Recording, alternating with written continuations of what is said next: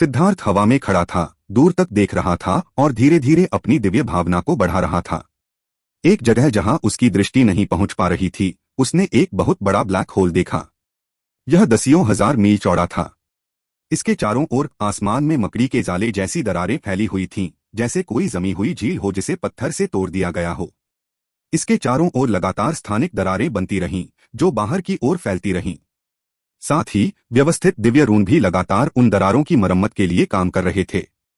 लेकिन छेद में किसी तरह की रहस्यमयी ऊर्जा थी जो प्रतिरोध कर रही थी, और शून्य लगातार फट रहा था और ठीक हो रहा था, और फिर फट रहा था और ठीक हो रहा था। दो ऊर्जाएं लड़ रही थीं, जो दोनों ही मानवीय समझ से परे थीं। अनगिनत शैतान जानवर उस विशाल छेद से बेतहाशा बाहर निकल रहे थे। सिद्धार्थ ने देखा कि कमजोर शैतान जानवरों को उसमें से निकल जाना आसान लग रहा था। दूसरी ओर मजबूत शैतान जानवर ऐसे दिखते थे जैसे कि उन्हें फंसाया जा रहा हो। 9वीं श्रेणी के शैतान जानवर ऐसे दिखते थे जैसे कि चैनल से गुजरते समय उन्हें दुनिया की किसी तरह की ऊर्जा द्वारा दबाया जा रहा हो। नदी पार करते समय उनके शरीर से सफेद धुआं निकलता था और वे दर्द भरी चीखें निकालते थे। तो यह वही था। ये शैतान जानवर इस दुनिया से बाहर के प्राणी हैं। जब वे मार्शल हेवन महाद्वीप में आते हैं तो वे दुनिया के कानूनों द्वारा दबा दिए जाते हैं। उनकी शक्ति बहुत कम हो जाती है। कोई आश्चर्य नहीं कि मुझे लगा कि वे 9वीं रैंक के समुद्री राक्षसों जितने मजबूत नहीं थे जिनसे मैंने मार्शल हेवन सीरिंग में लड़ाई की थी। सिद्धार्थ को अचानक एहसास हुआ। यह उसके लिए भ्रम का स्रोत था। अगर उन्हें 9वीं रैंक के शैतान जानवर कहा जाता है तो उन्हें 9वीं रैंक के जादुई जानवरों और समुद्री राक्षसों के समान स्तर पर होना चाहिए था। सिद्धार्थ ने अपना सिर हिलाया और अपनी दिव्य भावना को वापस ले लिया। इतनी दूर तक जांच करने से उसे अपनी आत्मा में थकावट की लहर महसूस हुई। वह चैनल यहां से लाखों मील दूर था। वह उनकी दिव्य अनुभूति की परम सीमा थी और कुछ सांसों तक उसे बनाए रखने से उनकी आत्मिक ऊर्जा का एक बड़ा हिस्सा समाप्त हो जाता था। जुआन मास्टर ने कहा कि शैतान जानवर नरक से आते हैं, लेकिन उस नरक से नहीं जिसे लोग जानते हैं। इसके बजाय यह नरक पाताल लोक और मार्शल स्वर्ग महाद्वीप के बीच की दरार है। उफ, मेरी साधना का आधार जितना ऊंचा है, मैं दुनिया को उतना ही कम समझता हूं। मैं बस और अधिक छोटा महसूस करता हूं। सिद्धार्थ ने आह भरी। उसने गहरी सांस ली और युद्ध के मैदान की गहराई का निरीक्षण करना जारी रखा। उसके चेहरे पर तुरंत एक ठंडी मुस्कान उभर आई। आगे कहीं वे देख नहीं सकते थे। वहां मिट्टी की बड़ी दीवारें थीं जो उनकी ओर झुकी हुई थीं। स्थानिक चैनल के माध्यम से हमला करने वाले शैतान जानवर स्वाभाविक रूप से मिट्टी की दीवारों के साथ चक्कर लगाते थे जब उनका सामना उनसे होता था। मिट्टी की दीवारें उन्हें इस दिशा में ले गईं और दूसरी तरफ देखने पर उन्हें एक और रक्षात्मक दीवार दिखाई दी। उग्रशान और अन्य लोगों को उस पर देखकर सिद्धार्थ क्रोधित हो गया। उसने सीधे एक फोटोग्राफिक जेड निकाला और जो कुछ भी उसने देखा उसे रिकॉर्ड किया। गाओ जियान्यान बहुत ही नीच था। उसने न केवल सिद्धार्थ को अधिक शैतान जानवरों के साथ एक जगह की रक्षा करने की व्यवस्था की थी, बल्कि वह उन शैतान जानवरों के बहुमत का भी मार्गदर्शन कर रहा था जिन्हें हुगुइशान की तरफ जाना चाहिए था। सौभाग्य से सिद्धार्थ आदिम अराजकता स्थान के अंदर फोटोग्राफिक जेड को सक्रिय करने में सक्षम था। इसका मतलब था कि उसने जो कुछ भी देखा उसे रिकॉर्ड किया, अन्यथा वह केवल इसे स्वीकार करने में सक्षम होगा। ऐसा इसलिए था क्योंकि अन्यथा एक बार लड़ाई खत्म हो जाने पर वे सभी सबूत मिटा देंगे। अगर तुम मेरे साथ खेलना चाहते हो तो मैं तुम्हें मौत तक खेलूंगा, सिद्धार्थ ने कसम खाई। जैसे जैसे समय बीतता गया और भी शैतान जानवर सामने आए। ड्रैगन ब्लड लीजन को 9वीं रैंक के शैतान जानवरों को मारने की पूरी तरह से आदत हो गई थी।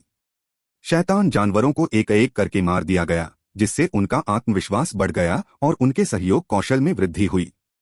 सबसे महत्वपूर्ण बात यह है कि उपचार करने वाले शिष्यों की मौजूदगी में उन्हें घायल होने की जरा भी चिंता नहीं थी। वे पूरी ताकत से काम कर सकते थे। जहां तक उपचार करने वाले शिष्यों की बात है तो उन्होंने युद्ध के मैदान में खुद को जल्दी से ढाल लिया। जब भी ड्रैगन ब्लड लीजन के शिष्यों में से कोई घायल होता तो वे अपने हाथों में लकड़ी के डंडे को लहराते। लकड़ी के डंडे के माध्यम से उनकी लकड़ी की आध्यात्मिक ऊर्जा लंबी दूरी पर दूसरों को ठीक करने में सक्षम थी। यह त्वरित और प्रभावी था। ड्रैगन ब्लड योद्धा, जिन्होंने कभी इस तरह के उपचार का अनुभव नहीं किया था, बिल्कुल खुश थे। इन उपचारकर्ताओं की सुरक्षा निश्चित रूप से एक आशीर्वाद थी। यह क्षमता केवल इसलिए संभव थी क्योंकि सिद्धार्थ ने उन पर बहुत पैसा खर्च किया था। अब जब वे युद्ध के मैदान में थे तो यह पता चला कि अमीर होना और सबसे अच्छे उपकरण होना कितना अच्छा है। दूसरे गुट के उपचार करने वाले शिष्यों को आगे की ओर दौड़कर लोगों को व्यक्तिगत रूप से ठीक करने की आवश्यकता थी और उनके उपचार की दक्षता की तुलना ड्रैगन ब्लड लीजन के उपचारकर्ताओं के उपकरणों से नहीं की जा सकती थी। वर्तमान में ड्रैगन ब्लड लीजन के योद्धा 9 के समूहों में थे। वे आसानी से कम रैंक वाले शैतान जानवरों को मारने में सक्षम थे और जब 9वीं रैंक का शैतान जानवर दिखाई देता था तो उनमें से 9 एक साथ काम करते थे और कुछ ही सांसों में वे इसे मारने में सक्षम होते थे। जब तक कोई अप्रत्याशित घटना नहीं होती तब तक उनमें से कोई भी घायल नहीं होता। दरअसल क्योंकि उन्हें पता था कि उनके पास उपचार करने वाले शिष्यों की सुरक्षा है, इसलिए वे और भी अधिक सहज महसूस करने लगे और उनके हमले और भी सटीक हो गए। उनकी शक्ति का इस्तेमाल पूरी तरह से आक्रमण पर किया गया। उनकी हत्या करने की क्षमता बस इसी से बढ़ गई। स्वर्गीय महिला गठबंधन और 10,000 कीट गिल्ड ने भी यही कोशिश की। हुआ शियू और वांग जेन कभी कभी 9वीं रैंक के शैतान जानवर को गुजरने देते थे ताकि उनके शिष्य उन्हें मारने की कोशिश कर सकें। ड्रैगन ब्लड लीजन की तुलना में उनके लिए 9वीं रैंक के शैतान जानवरों को मारना अधिक कठिन था। वास्तव में 2 शिष्यों की दहशत में मौत हो गई थी, लेकिन कई बार कोशिश करने के बाद वे पहले वाले को नीचे लाने में कामयाब हो गए। एक को मारने के बाद उनका आत्मविश्वास बढ़ गया। हालांकि 9वीं रैंक के शैतान जानवरों को मारने में सक्षम लोगों की संख्या बहुत ज्यादा नहीं थी।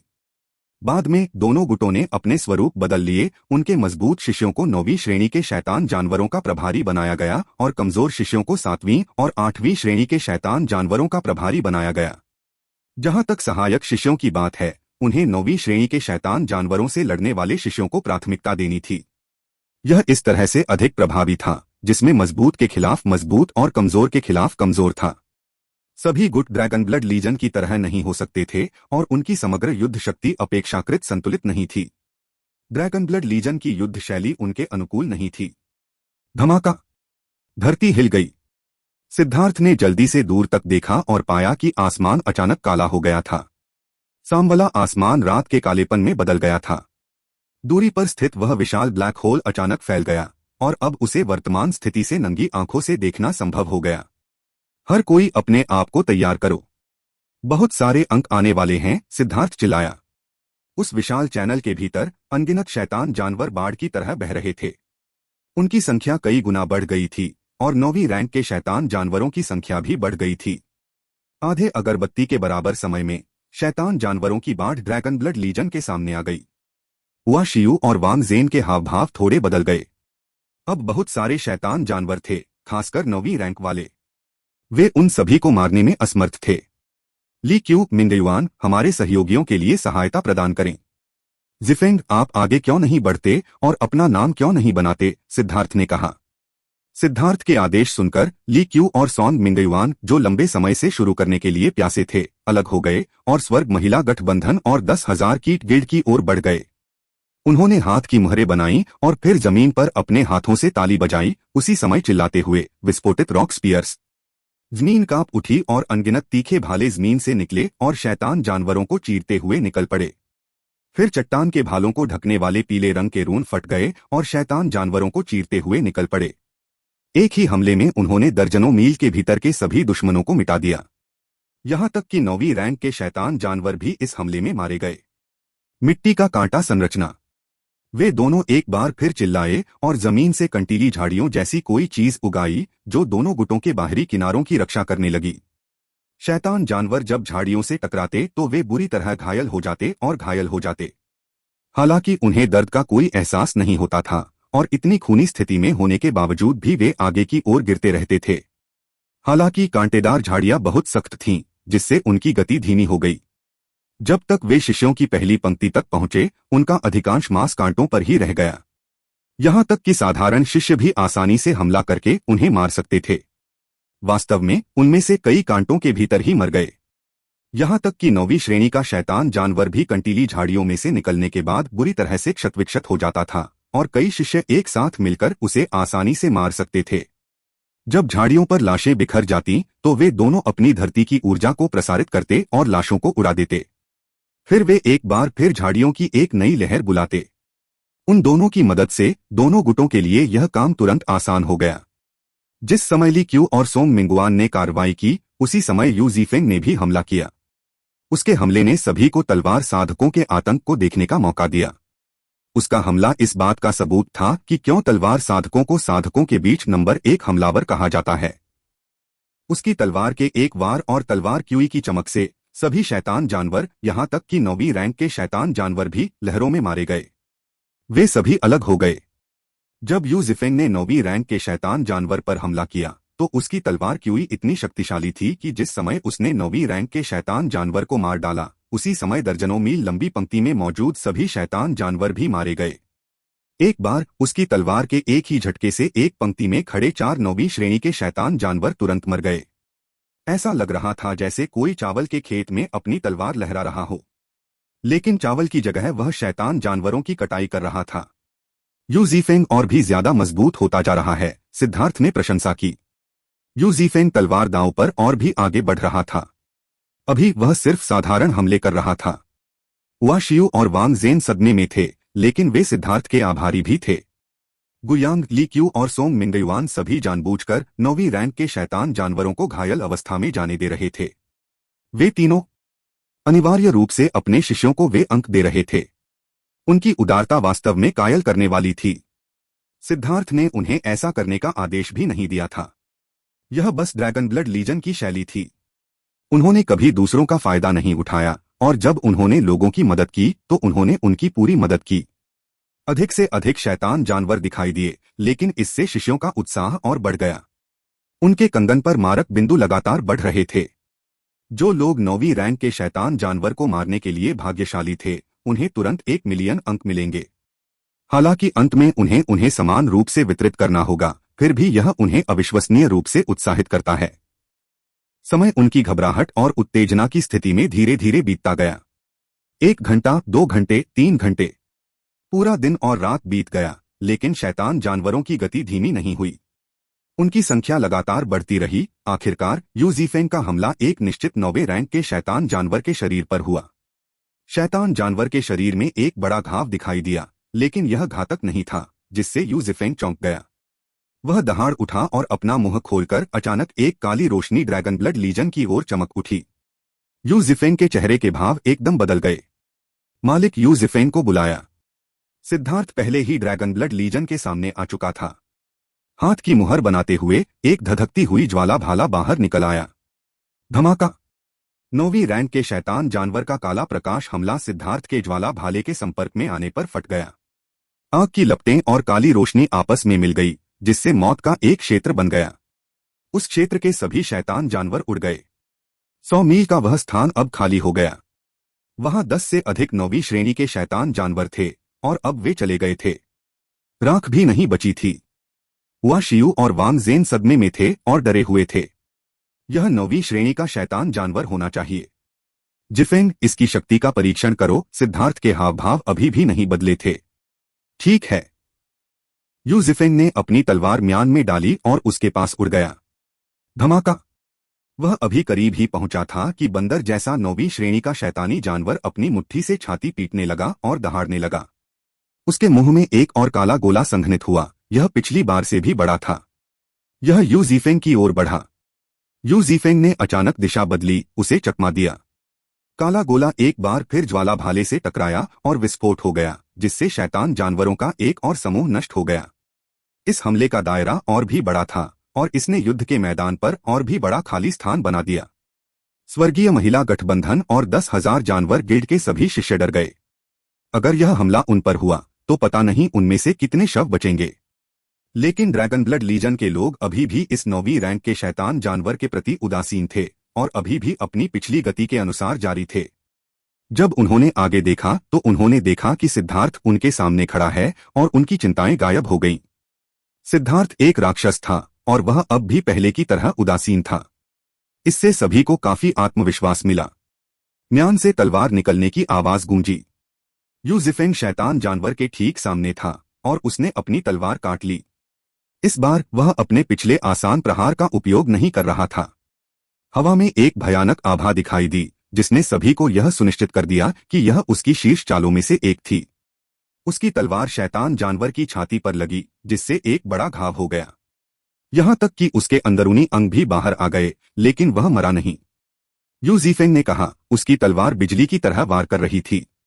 एक पल में उसके हाथ, पैर, पीठ और यहाँ तक कि उसकी जांघ पर भी घाव हो गए।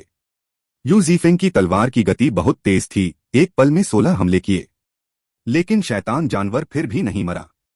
उसने दहाड़ते हुए पागलों की तरह यू जीफेंग पर हमला किया, लेकिन वह यू जीफेंग के फुर्तीले शरीर को छू नहीं सका। इसमें कोई घातक कमजोरी नहीं है। इसे मार दो, सिद्धार्थ ने अपना सिर हिलाया। हाई एज स्लैश यू जीफेंग ने एक धीमी चीख निकाली और उसकी तलवार से अचानक तलवार की रोशनी निकली। ड्रैगन की चीख के समान सीटी की आवाज निकली। एक ठंडी चमक के साथ उसकी तलवार गिर गई।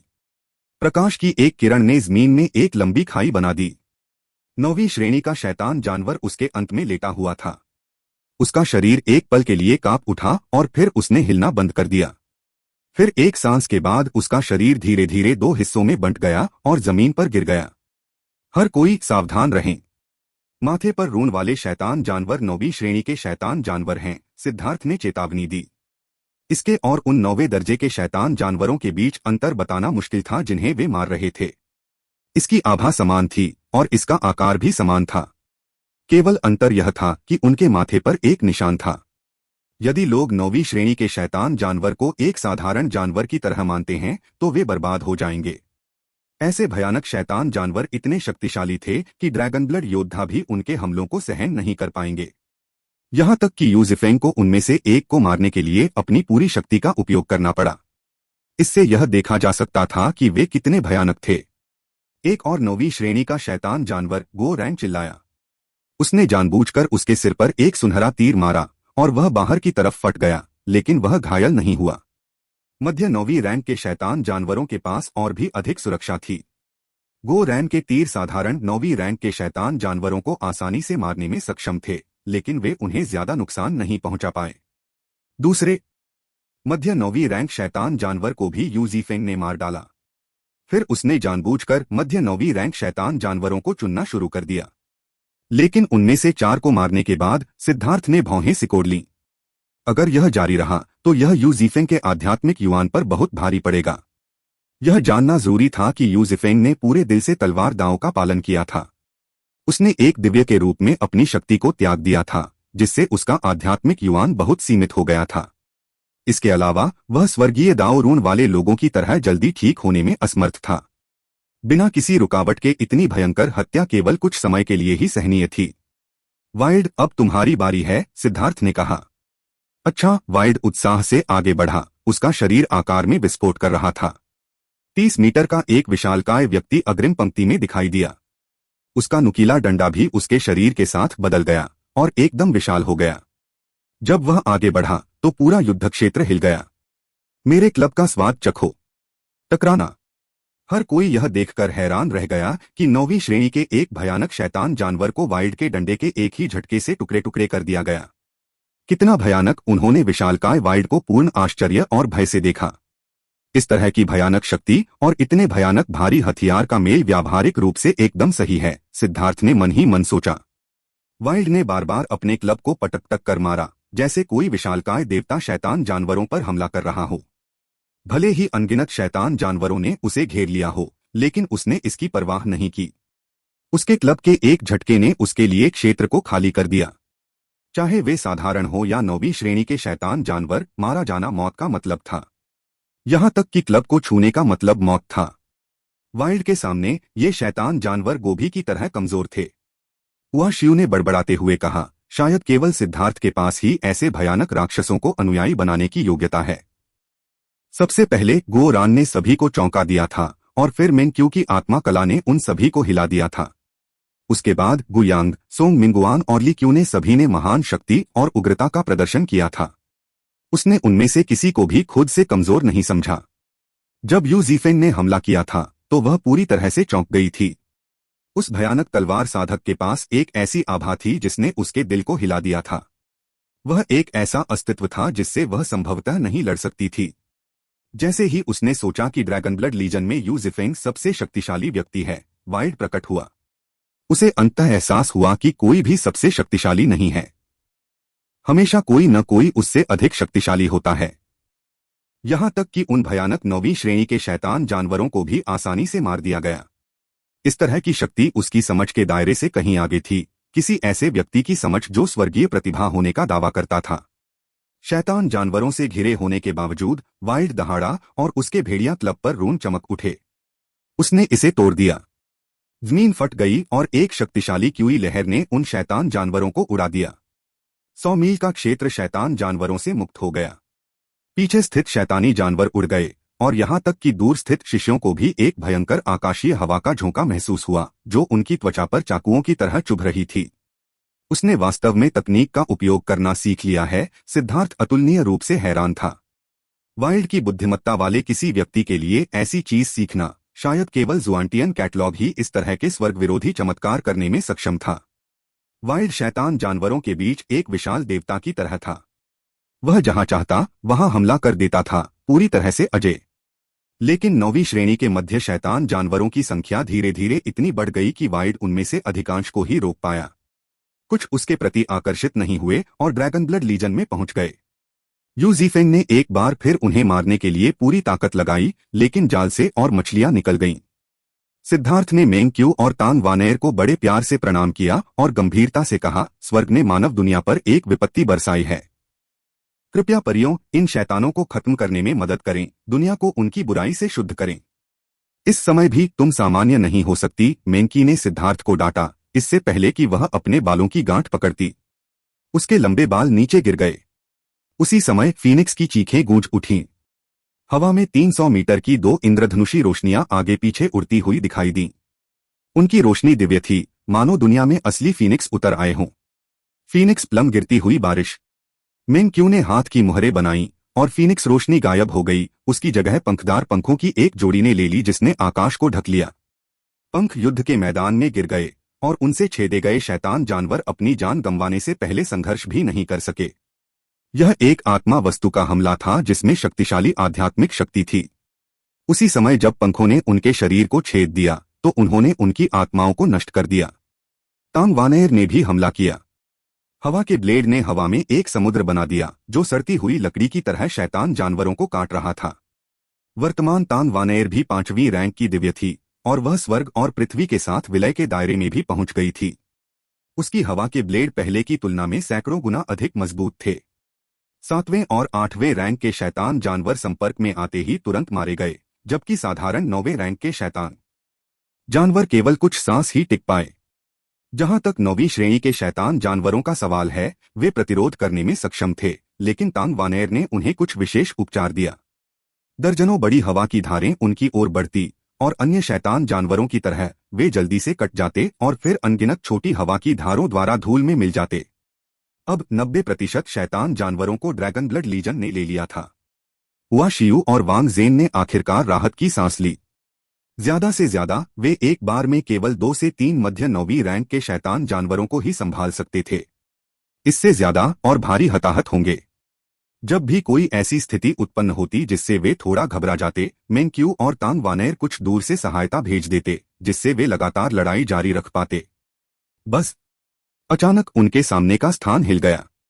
सिद्धार्थ ने जल्दी से उस दूर के स्थानिक चैनल की ओर देखा और उसका दिल बैठ गया। विशाल केंद्रित आकृतियां बाहर निकल रही थीं और वे सभी 9वीं श्रेणी के शैतान जानवर थे। यह अज्ञात था कि उनमें से कितने 9वीं श्रेणी के मध्य में थे। जैसे ही शैतान जानवर पागलपन की हद तक आगे बढ़े, सिद्धार्थ को अचानक दूर से एक आकृति दिखाई दी।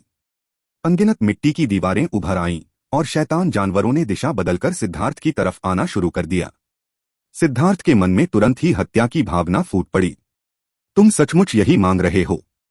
सिद्धार्थ पूरी तरह से क्रोधित था। पहले उन्होंने यह व्यवस्था की थी ताकि dragon blood legion, heaven female alliance और 10,000 इंसेक्ट गिल्ड को विनाशकारी नुकसान उठाना पड़े। लेकिन अब यह स्पष्ट हो गया था कि वे न केवल उन्हें नुकसान पहुंचाने की कोशिश कर रहे थे, बल्कि उन्हें पूरी तरह से नष्ट करने की कोशिश कर रहे थे। यह नरकीय शैतानी रसातल था और एल्डर्स और उससे ऊपर के स्तर के विशेषज्ञों को प्रवेश करने पर भारी दमन का सामना करना पड़ता था। वे जो शक्ति प्राप्त कर सकते थे वह फाउंडेशन फोर्जिंग शिष्य से भी कम थी। परिणामस्वरूप इस युद्ध क्षेत्र का नेतृत्व हमेशा फाउंडेशन फोर्जिंग शिष्यों द्वारा किया जाता था, जिसमें जुआंटियन दाओ संप्रदाय के बुजुर्ग शायद ही कभी व्यक्तिगत रूप से शामिल होते थे। जहां तक उनकी निगरानी की बात है तो यह शैतान जानवरों की संख्या और शिष्यों के बीच हताहतों की संख्या तक ही सीमित थी। वे मुझे मजबूर कर रहे हैं। सिद्धार्थ की हत्या की मंशा बढ़ गई। चूंकि वे खेलना चाहते थे इसलिए वे खेल सकते थे। उसी समय जब सिद्धार्थ का गुस्सा चरम पर था, मार्ग में प्रकाश अवरोध दिखाई देने लगे। जुआन मास्टर की आवाज गूंजी, इस विस्फोट का दायरा बहुत बड़ा है और सभी चैनलों को बंद किया जाना चाहिए। सभी शिष्यों, पूरी ताकत से आगे बढ़ो और शैतान जानवरों को मार डालो ताकि गढ़ को सक्रिय करने के लिए समय मिल सके। यह सुनकर सभी ने राहत की सांस ली। सच तो यह है कि यह देखकर 9वीं श्रेणी के कई शैतान जानवरों में से कई अभी अभी हताश हो गए थे। सिद्धार्थ, क्या तुम्हारी कोई राय है? अचानक जुआन मास्टर की आवाज सिद्धार्थ के सिर में गूंजी। वह उससे आध्यात्मिक रूप से संवाद कर रहा था।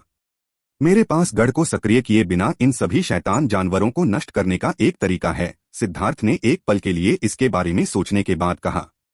ओह, किस रास्ते से? जुआन मास्टर थोड़ा चौंका। वह गढ़ का उपयोग करने से बचना चाहेगा क्योंकि यह जुआंटियन दाओ संप्रदाय का अंतिम तुरुप का पत्ता था। एक बार सक्रिय होने पर यह जुआंटियन दाओ संप्रदाय द्वारा सदियों में, शायद एक सहस्राब्दी में अर्जित सभी लाभ का उपयोग करेगा। यहां तक कि जुआंटियन दाओ संप्रदाय जैसा एक बड़ा संप्रदाय भी इसे सहन नहीं कर सकता। ताओ संप्रदाय गढ़ को सक्रिय करने के बजाय शैतानी जानवरों को मारने के लिए शिष्यों को बड़ा इनाम देना पसंद करेगा। यह बिना किसी लाभ के बस पैसे जलाना होगा। आखिरकार शिष्यों को अंक देना अभी भी उन्हें बढ़ाने के रूप में गिना जाता है। शिष्य पहले ही 12वें स्थान पर पहुंच चुका है। समुद्र विस्तार का महान चक्र। अगर मैं स्वर्गीय क्लेश का आह्वान करता हूं तो चाहे कितने भी शैतान जानवर हों, वे सभी मारे जाएंगे, सिद्धार्थ ने कहा। मूल रूप से वह अपने स्वर्गीय क्लेश को किसी बड़ी चीज के लिए बचाने की उम्मीद कर रहा था, लेकिन हाल ही में कुछ भी बड़ा नहीं हुआ था।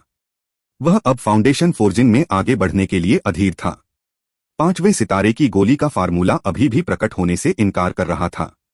इससे उसे थोड़ा घबराहट महसूस हुई। उसका अनुमान था कि वह फाउंडेशन फोर्जिंग दायरे में आगे बढ़ने के बाद ही 5वें सितारे का फार्मूला प्राप्त कर पाएगा। जुआंतियान दाओ संप्रदाय में उसे लगा कि उसकी श्रेष्ठता और अधिक कमजोर होती जा रही है। विभिन्न क्षेत्रों में लड़ने की उसकी क्षमता कम होती जा रही थी और अब सिर्फ एक ही क्षेत्र के विरुद्ध लड़ने में उसकी सारी शक्ति समाप्त हो रही थी। स्वर्गीय क्लेश, क्या आपको लगता है कि यह पर्याप्त होगा? जुआन मास्टर इस उत्तर से आश्चर्यचकित थे। यदि अन्य लोगों ने यह विचार रखा होता तो वे तुरंत मना कर देते। यह निश्चित रूप से पर्याप्त होगा, सिद्धार्थ ने कहा। केवल वही जानता था कि उसके स्वर्गीय क्लेश कितने भयानक थे। सच तो यह है कि उसने 5वें तारे को परिष्कृत करना शुरू नहीं किया था, जिससे उसे गुजरने के बारे में थोड़ी बेचैनी महसूस हुई।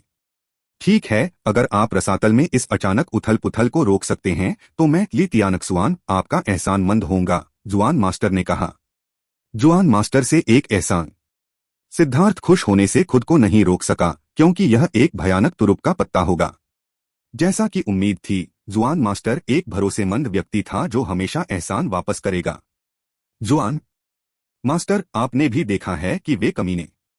सिद्धार्थ ने जुआन मास्टर की राय जानना शुरू किया कि गाओ जियान्यांग उसके खिलाफ क्या साजिश रच रहा था। अभी उसे नजरअंदाज करो। मेरे पास उसका एक बढ़िया इस्तेमाल है। सबसे पहले यहां इन शैतान जानवरों को मार डालो। मैं लोगों को तभी बाहर ले जा सकता हूं जब अंतरिक्ष स्थिर हो जाए, जुआन मास्टर ने कहा।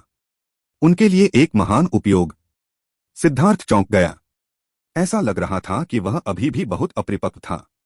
अब उसे लगा कि यह बहुत संभावना है कि कानून प्रवर्तन हॉल मास्टर की बेलगाम हरकतें जुआन मास्टर द्वारा जानबूझकर व्यवस्थित की गई थीं। सिद्धार्थ ने सिर हिलाया। शैतान जानवरों के आने में अभी भी 100 मील बाकी थे। 9वीं श्रेणी के कम से कम 10,000 शैतान जानवर थे। यहां तक कि हुआ शियू और वांग झेन भी निराश महसूस कर रहे थे। अचानक सिद्धार्थ की पीठ पर विशाल ज्वाला पंख दिखाई दिए और ज्वालारन ने हवा को प्रज्वलित कर दिया। सिद्धार्थ आखिरकार कार्रवाई कर रहा था। आग और युद्ध के देवता की तरह वह आगे की ओर बढ़ रहा था। सब लोग पीछे हट जाओ। वह उन पर चिल्लाते हुए भी आगे बढ़ता रहा। उसके चारों ओर के रन अधिक सघन हो गए और उसके शरीर से ज्वालामुखी की गर्जना जैसी विस्फोटक गड़गड़ाहट निकलने लगी। स्वर्ग और पृथ्वी की ऊर्जा उसकी ओर बह रही थी। सिद्धार्थ के बाएं हाथ ने उसकी दाहिनी कोहनी को पकड़ लिया और एक छोटी सी गेंद धीरे धीरे उसकी दाहिनी हथेली में दिखाई दी। वह गेंद अभी अभी प्रकट हुई थी कि ऐसा लगा जैसे दुनिया अपना मूल रंग खोकर आग जैसा लाल हो गई हो। जल्दी भागो, बॉस एक बड़ी चाल चल रहा है, गोरैन चिल्लाया। ड्रैगन ब्लड लीजन पहले ही पीछे हटना शुरू कर चुका था, लेकिन हेवन फीमेल अलायंस और 10,000 इंसेक्ट गिल्ड अभी भी थोड़ा चकित थे। वे बस देख रहे थे कि सिद्धार्थ हजारों की संख्या में 9वीं रैंक के शैतान जानवरों के बीच उड़ गया। केवल एक बार गोरान ने चिल्लाया तो उन्होंने प्रतिक्रिया की। वे जल्दी से पीछे हट गए। इस समय सिद्धार्थ पहले से ही 9वीं रैंक के शैतान जानवरों की भीड़ के केंद्र में पहुंच गया था। उसके हाथ में गेंद सेब के आकार की हो गई थी, जो उसकी वर्तमान सीमा थी। वह तेजी से घूमने लगा, जिससे आकाश और पृथ्वी में हलचल मच गई। उसके चारों ओर एक विशाल ज्वाला तूफान दिखाई दिया, जो दुनिया के अंत जैसा लग रहा था। तारा गिरना। सिद्धार्थ ने दहाड़ लगाई और तूफान गायब हो गया। दुनिया तुरंत शांत हो गई, मानो सारी आवाजें चली गई हों, मानो अंतरिक्ष और समय जम गए हों। आग की एक छोटी सी गेंद सिद्धार्थ के हाथ से छूटकर जमीन पर गिर गई। जमीन को छूते ही वह छोटी सी गेंद तुरंत फट गई और अपने आसपास की हर चीज को निगल गई। धमाका! एक बहुत बड़ा विस्फोट हुआ और स्वर्ग और पृथ्वी हिल गए और अनंत लपटें उठने लगीं। यहां तक कि स्वर्ग महिला गठबंधन और 10,000 कीट संघ के शिष्य भी, जो तेजी से भाग रहे थे, तुरंत आग की लपटों की चपेट में आ गए। उल्कापिंड मिट्टी का आवरण। सोंग मिंगयुआन और ली क्यूई दोनों ने एक साथ दहाड़ लगाई और अपने हाथों से जमीन पर जोर से पटक दिया। जमीन धंस गई और उन शिष्यों के ऊपर एक मोटी चादर बन गई। बहुत गर्मी है, चौंक कर चीखें निकलीं। उन्हें लगा जैसे वे स्टीमर में पक रहे हों। उनके सिर के ऊपर का कवर पहले ही लाल हो चुका था। आग की लपटें बुझने के बाद सोंग मिंगुआन और ली क्यू ने तुरंत अपनी सुरक्षा वापस ले ली और सभी लोग यह देखने के लिए बाहर आए कि भूमि जलकर काली हो गई थी। दूर स्थित ड्रैगन ब्लड लीजन भी बहुत दयनीय दिख रही थी। उनके वस्त्र बुरी तरह जल गए थे, लेकिन वे काफी मजबूत थे और वे घायल नहीं हुए थे। वे सभी लोग यह देखकर स्तब्ध रह गए कि एक आकृति अभी भी हवा में तैर रही थी। उसके आसपास हजारों मील के दायरे में सभी शैतान जानवर मारे जा चुके थे। यह एक सच्चा बदमाश होना है। इसकी तुलना में मैं सिर्फ एक अभिनेता हूं जो बदमाश की तरह अभिनय कर रहा है, गोरान ने श्रद्धापूर्वक कहा। बदमाश होने और बदमाश की तरह अभिनय करने वाले दिखावटी व्यक्ति होने के बीच हमेशा एक बड़ा अंतर होता है। यह भयानक आक्रमण शक्ति उनमें से किसी ने पहले कभी नहीं देखी थी। उन्होंने ऐसी आश्चर्यजनक चीज के बारे में कभी सुना भी नहीं था।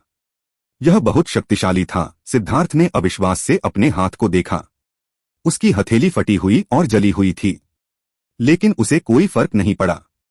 यह वह सीमा थी जिसे वह अभी नियंत्रित कर सकता था।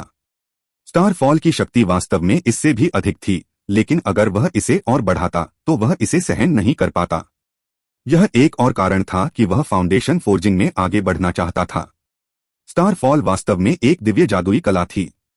इसकी शक्ति असीम थी। यह केवल इस बात पर निर्भर करता था कि सिद्धार्थ कितनी ज्वाला ऊर्जा सहन कर सकता था।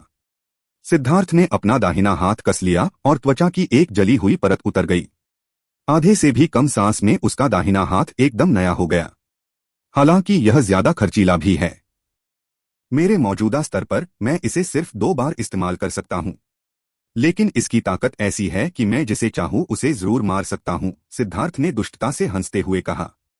अचानक वह पलटा और चिल्लाया, अभी भी कुछ बचे हुए हैं। इतने सारे अंक पाने का यह आखिरी मौका है, इसलिए कड़ी मेहनत करो। भविष्य में इससे आसान काम और कोई नहीं है। सिद्धार्थ का हमला बिल्कुल भयानक था। इसने सभी 9वीं रैंक के शैतान जानवरों में से 99% को मार डाला था। दूरी पर 100 9वीं रैंक के शैतान जानवर से भी कम बचे थे। शैतान जानवरों के पीछे का रास्ता बंद कर दिया गया था और उनकी संख्या में अचानक कमी आ गई थी। दीवार की रखवाली करने की भी जरूरत नहीं थी। वे बाहर जाकर बाकी बचे जानवरों का वध कर सकते थे। बचे हुए शैतान जानवरों को जल्दी से साफ कर दिया गया। इस समय सिद्धार्थ ने अपने कंगन को देखा और पाया कि उस पर अब कोई नंबर नहीं था, बस एक अजीब सा प्रतीक था। यह ब्रेसलेट केवल 1 बिलियन तक ही गिनने में सक्षम था। 9वीं रैंक के शैतान जानवरों को उसने पहले मारा था, जिनकी संख्या 40,000 से ज्यादा थी और उनमें से हर एक का मूल्य 1 मिलियन पॉइंट था। जहां तक 9वीं रैंक के मध्य शैतान जानवरों का सवाल है, उनका कोई मूल्य सार्वजनिक रूप से घोषित नहीं किया गया था। लेकिन भले ही वे साधारण 9वीं रैंक के शैतान जानवरों के समान ही मूल्यवान हो, लेकिन इस एक हमले ने उसके पॉइंट को आसमान छूने पर मजबूर कर दिया था। एक अगरबत्ती जलाने के बाद बचे हुए सभी शैतान जानवर मारे गए। लेकिन दूर दूर तक दहाड़ और धमाके की आवाजें गूंज रही थीं। बाकी लोगों ने स्पष्ट रूप से अभी तक लड़ाई खत्म नहीं की थी। ड्रैगनब्लड लीजन के योद्धा गर्व से भरे हुए थे। वे ही थे जिन्होंने सबसे पहले अपने शैतान जानवरों को मारा। सच में उन्हें यह भी एहसास नहीं था कि जिस जगह की वे रक्षा कर रहे थे उसने सभी शैतान जानवरों में से 1/3 से अधिक को खींच लिया था।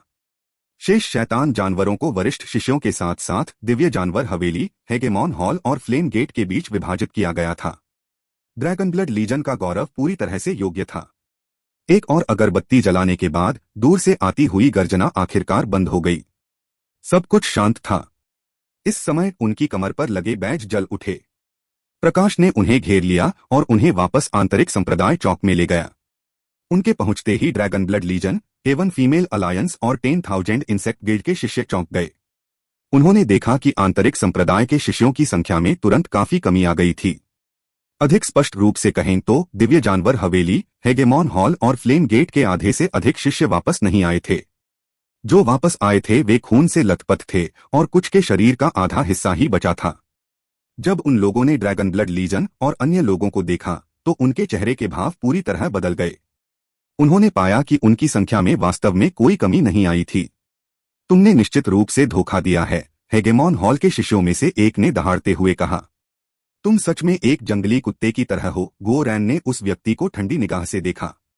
सभी शिष्यों को आराम करने के लिए अपने मुख्यालय लौट जाना चाहिए। विशेष उपचार विशेषज्ञ आपको ठीक होने में मदद करने के लिए आएंगे। आपकी लड़ाई यहीं समाप्त होती है, ली चांगफेंग ने कहा। जैसे ही हर कोई अपने सिर में अलग अलग विचारों के साथ बिखर रहा था, मैं की अचानक चिल्लाई, सिद्धार्थ कहा है। सिद्धार्थ स्वाभाविक रूप से अभी भी नरकीय शैतान रसातल में था। इस समय वह अंदर स्थानिक चैनल के प्रवेश द्वार के पास था। यह विशाल ब्लैक होल चैनल एक खुले मुंह की तरह था जो पूरी दुनिया को निगलने की कोशिश कर रहा था। क्या तुम्हें भरोसा है? यह एक खास जगह है और मजबूत विशेषज्ञों को दबा दिया जाता है। अगर तुम्हें कुछ हो गया तो मैं तुम्हें नहीं बचा पाऊंगा। अपनी जान से लापरवाही से मत खेलो। जुआन मास्टर की आवाज उसके सिर में गूंज उठी। यह ठीक है, मेरे पास अनुभव है, सिद्धार्थ ने कहा। बेशक उसके पास अनुभव था। उसने अपने स्वर्गीय क्लेश का इस्तेमाल अनगिनत शक्तिशाली दुश्मनों को धोखा देने के लिए किया था।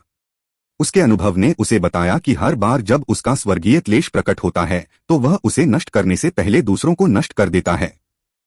उन लोगों के मरने से पहले उसका क्लेश समाप्त नहीं होगा। रक्त संघनन की ओर बढ़ने के बाद से क्लेश से गुजरने के कारण वह निश्चित रूप से क्लेशों को पार करने में माहिर था। उसके आगे की प्रकाशअवरोधक दीवारें लगातार हिल रही थीं क्योंकि उन पर किसी प्रकार की ऊर्जा का प्रभाव पड़ रहा था।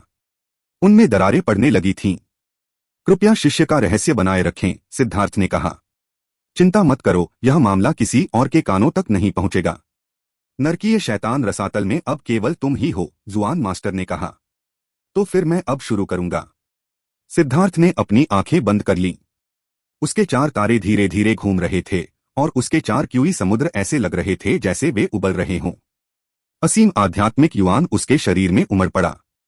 सिद्धार्थ फाउंडेशन फोर्जिंग क्षेत्र पर हमला करने वाला था। क्योंकि उसके पास कोई डेंटियन नहीं था, इसलिए वह बाधा पर हमला करने के लिए अपने डेंटियन का उपयोग करने में असमर्थ था। अभी वह जिस चीज पर भरोसा कर रहा था वह उसके शरीर के 1,08,000 एक्यूपंक्चर बिंदु थे। यह कुछ ऐसा था जो उसने अचानक समुद्र विस्तार की ओर बढ़ते समय समझा था। ये एक्यूपंक्चर बिंदु ऐसे स्थान थे जहां उसके दिव्य रन और समय आने पर उसके आध्यात्मिक युवान को संग्रहित किया जा सकता था। आमतौर पर उनका उपयोग केवल जादुई कला या युद्ध कौशल को सक्रिय करने के लिए किया जाता था। लेकिन अब सिद्धार्थ 1,08,000 एक्यूपंक्चर बिंदुओं को अपने डेंटियन के रूप में इस्तेमाल करते हुए एक वैकल्पिक मार्ग प्रशस्त कर रहा था। उसने उन्हें पूरी तरह से सक्रिय कर दिया, अपने चारों समुद्रों की ऊर्जा उनमें डाल दी। आध्यात्मिक युवान डालते ही प्रत्येक एक्यूपंक्चर बिंदु का विस्तार होने लगा और परिणामस्वरूप स्वर्ग और पृथ्वी में हलचल मच गई। धमाका! अचानक उसके सामने आखिरी प्रकाश अवरोध टूट गया और शैतान जानवरों की एक अनथीन लहर बाहर आ गई। यह एक काली लहर की तरह था जो उसकी ओर बह रही थी। सिद्धार्थ ने कोई हरकत नहीं की।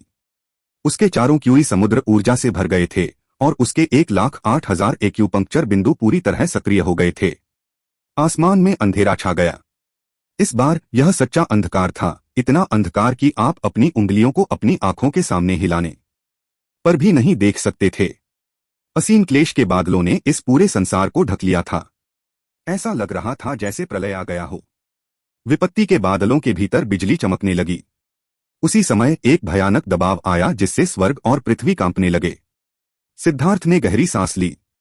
वह महसूस कर सकता था कि इस बार की मुसीबत अभूतपूर्व स्तर तक भयानक थी। इससे पहले कि वह नीचे उतरे, उसने जो दबाव डाला उससे उसे सांस लेने में मुश्किल हो रही थी।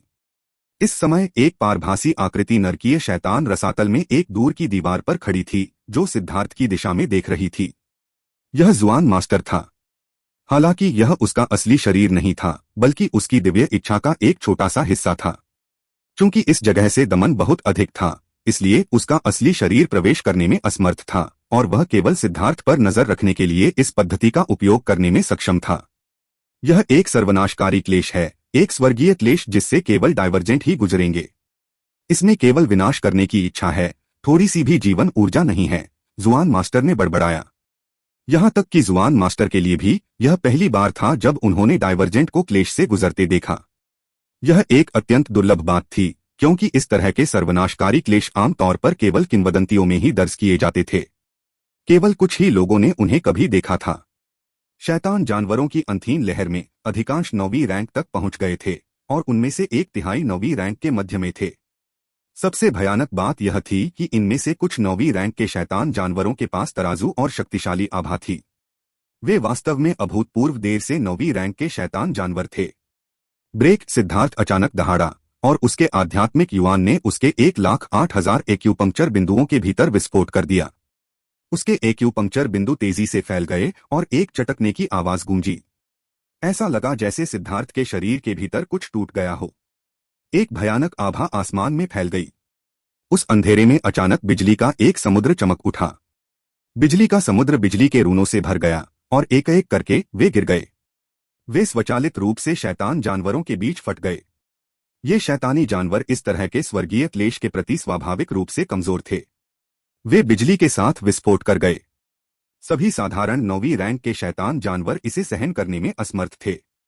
मध्य 9वीं रैंक के शैतान जानवर केवल कुछ सेकंड तक ही टिक सकते थे, जबकि देर से 9वीं रैंक के शैतान जानवर अपने शक्तिशाली तराजू के साथ अभी भी 3 से 5 सांसों तक टिकने में सक्षम थे। बिजली का समुद्र 10,000 मील चौड़ा था, जिसने इस पूरे मार्ग को ढक लिया था। शैतान जानवरों की अंधीन लहर सिद्धार्थ के पास पहुंचने का मौका पाए बिना ही नष्ट हो गई। जब उसका शरीर बिजली से नहा रहा था, तो सिद्धार्थ के पीछे एक 30,000 मीटर का बिजली का ड्रैगन प्रकट हुआ। उसने पागलों की तरह उसके आसपास के सभी बिजली के रन को खा लिया। तो यह वही था। जुआन मास्टर को अचानक एहसास हुआ कि सिद्धार्थ किस तरह से क्लेश बिजली को नियंत्रित करने में सक्षम था। उसकी सारी बिजली इस तरह इकट्ठी हुई थी। लेई लोंग एक जादुई जानवर की तरह था जिसने 10,000 सालों में कुछ भी नहीं खाया था। इसने पागलों की तरह बिजली के रूनों को खा लिया। इस बार बिजली का कहर बेहद शक्तिशाली था। बस पहली लहर में ही ये बिजली के रून फट रहे थे। उनमें से सिर्फ एक ही समुद्री विस्तार विशेषज्ञ को तुरंत मार सकता था। जुआन मास्टर को भी एहसास हुआ कि सिद्धार्थ को इतना यकीन क्यों था कि वह शैतान जानवर सेना को रोक सकता है। इतना भयानक बिजली का कहर कुछ ऐसा नहीं था जिससे कोई इंसान गुजर सके। स्वर्गीय क्लेश 90% विनाशकारी था और 10% जीवनदायी। जब तक आप समझते हैं कि जीवन ऊर्जा के उस हिस्से को कैसे पकड़ना है, स्वर्गीय क्लेश की इच्छा के अनुरूप कार्य करना है, तब तक इसे पार करने की संभावना बहुत अधिक थी। लेकिन जब सिद्धार्थ की मुसीबत की बात आई, तो उसे इस बात की परवाह नहीं थी कि वह उसके हिसाब से काम करता है या नहीं। वह बस उसे नष्ट करना चाहता था, उसे कोई मौका नहीं देना चाहता था। यह वैसा ही था जैसे कोई नश्वर पानी में तैर सकता था। ऐसा इसलिए था क्योंकि उन्हें सांस लेने का समय मिलता था। स्वर्गीय क्लेश भी वैसा ही था। जीवन ऊर्जा का एक छोटा सा अंश प्राप्त करना सांस लेने के लिए जगह जीतने के बराबर था। आप डूबेंगे नहीं। लेकिन सिद्धार्थ के विनाशकारी क्लेश ने उसे सांस लेने की कोई जगह नहीं दी। यह केवल उसे मारने के लिए मौजूद था।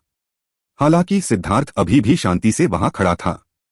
वह बिल्कुल ठीक था क्योंकि उसने बिजली के रन को अपने शरीर पर फटने दिया था। उनका भौतिक शरीर अत्यंत शक्तिशाली था। जब सिर्फ उनके भौतिक शरीर की बात आती थी, तो वे सामान्य जेड कोर विशेषज्ञों से भी ज्यादा शक्तिशाली थे। वाइल्ड के अलावा उनके भौतिक शरीर को नंबर 1 माना जा सकता है। बिजली की चमक जारी रहने के बावजूद वे शैतान जानवर बिना कुछ सोचे समझे चैनल से आगे बढ़ते रहे। नतीजतन जितने भी लोग आए उतने ही लोग मारे गए। वे बेखौफ होकर नासमझ कठपुतलियों की तरह काम करते रहे। धीरे धीरे समय बीतता गया। लेई लोंग लगातार मजबूत होता जा रहा था, लेकिन आश्चर्यजनक रूप से स्वर्गीय संकट अभी भी मजबूत हुए बिना इस चरण को बनाए रखता था। सिद्धार्थ ने उपहास में मुस्कुराया। विपत्ति उसका इंतजार कर रही थी। वह तब तक इंतजार कर रही थी जब तक कि कोई और उसे पूरी तरह से नष्ट करने के लिए हस्तक्षेप न करे। उसने इसके तरीकों का पता लगा लिया था। यदि उसने यह नहीं सुना होता कि स्वर्गीय क्लेश स्वर्गीय दाओस की अभिव्यक्ति थी और कोई भी इसे नियंत्रित नहीं कर सकता था, तो उसे संदेह होता कि कोई जानबूझकर उसे मारने के लिए स्वर्गीय क्लेश का उपयोग कर रहा है।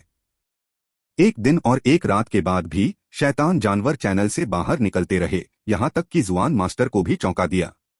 इस बार का विस्फोट बहुत भयानक था और पिछले रिकॉर्ड को पार कर गया था। यदि उन्होंने उन सभी को मारने के लिए गढ़ का उपयोग किया होता तो कीमत ने जुआंटियन दाओ संप्रदाय के मूल को गंभीर रूप से नुकसान पहुंचाया होता। इसलिए यह कहा जा सकता है कि सिद्धार्थ जुआंटियन दाओ संप्रदाय में बहुत बड़ा योगदान दे रहा था। अंत में कई और घंटों के बाद यह अज्ञात था कि कितने शैतान जानवर नष्ट हो गए थे। किसी भी मामले में जमीन उनकी लाशों के टूटे हुए टुकड़ों से ढकी हुई थी और स्थानिक चैनल से कोई और बाहर नहीं आया।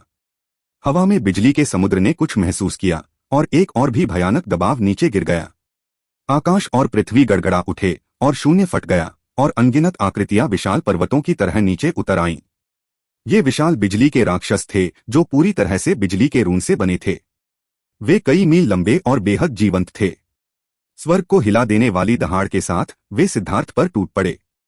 वे सभी प्रकार के थे, चील, हाथी, ड्रैगन, फीनिक्स। उनकी विशाल आकृतियां उन 9वीं श्रेणी के शैतान जानवरों से भी अधिक शक्तिशाली थीं।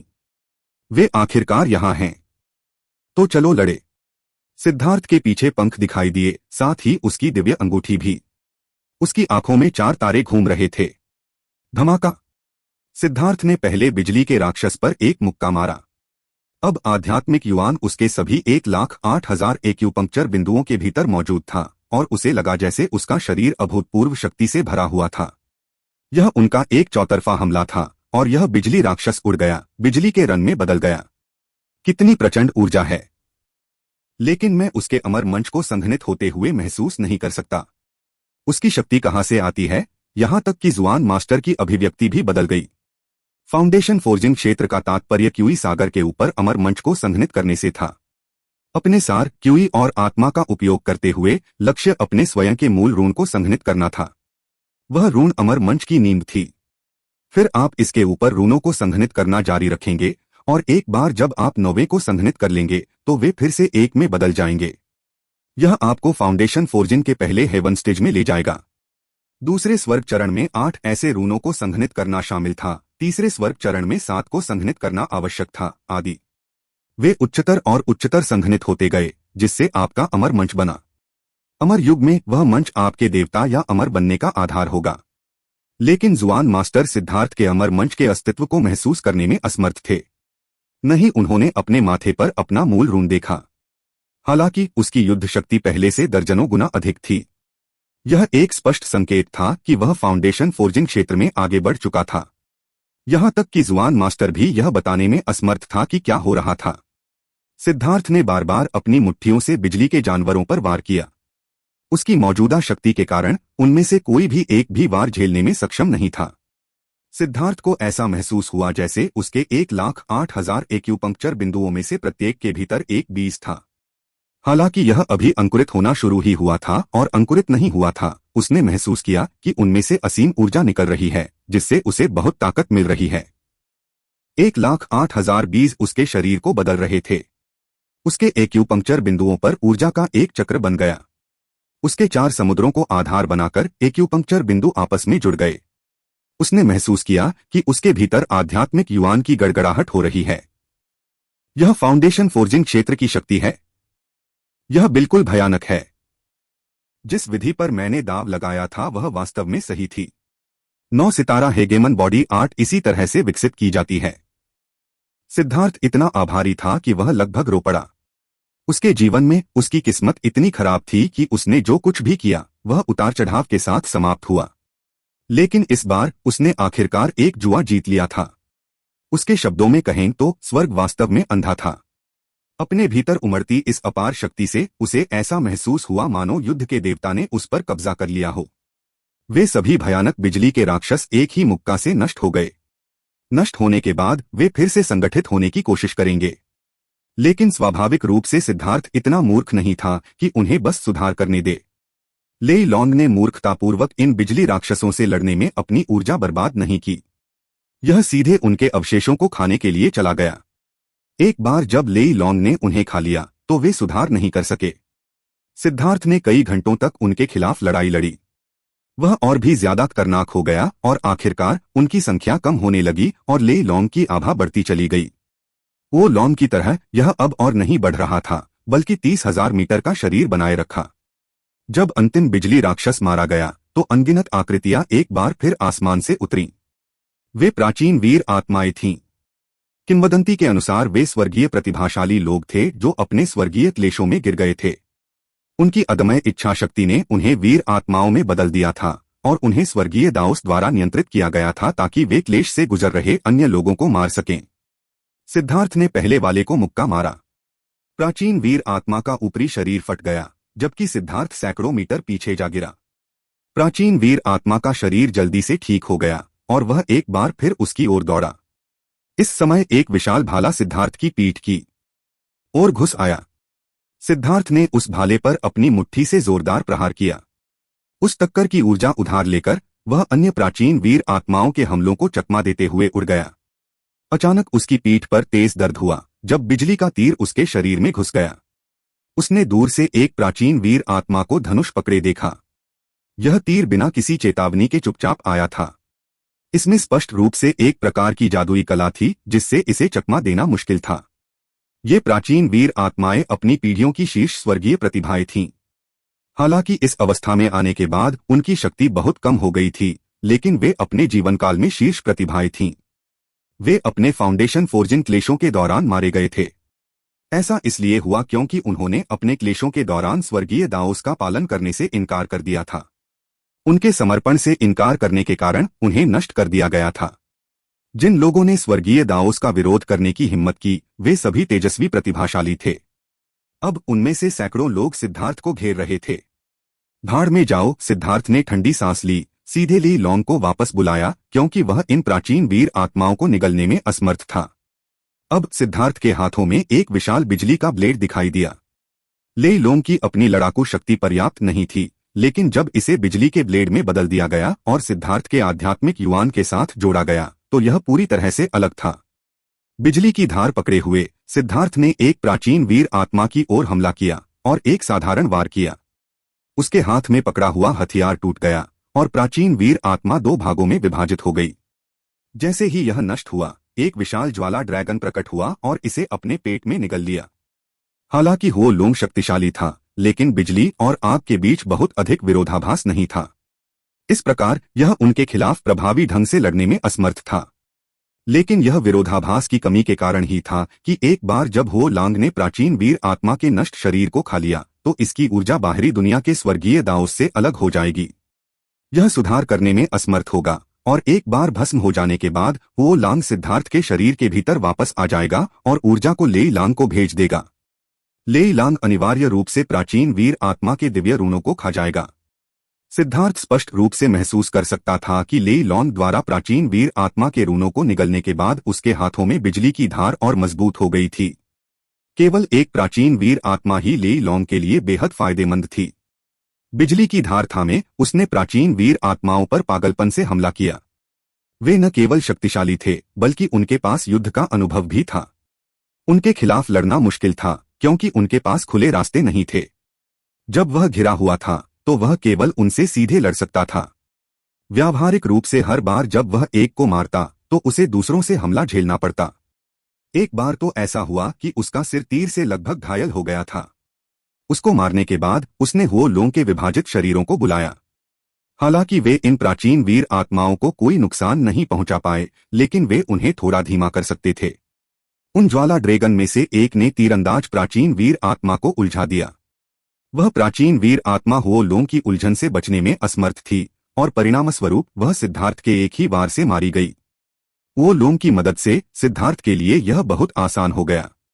अब उसे बार बार पीछे हटने के लिए मजबूर नहीं होना पड़ा और अब वह ठीक से हमला करने और बचाव करने में सक्षम था।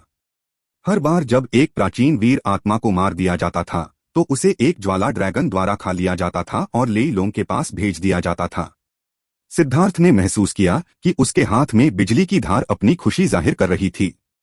लेई लॉन्ग और भी मजबूत होता जा रहा था और अब प्राचीन वीर आत्माओं के हथियार उसके संपर्क में आते ही फट जाते थे।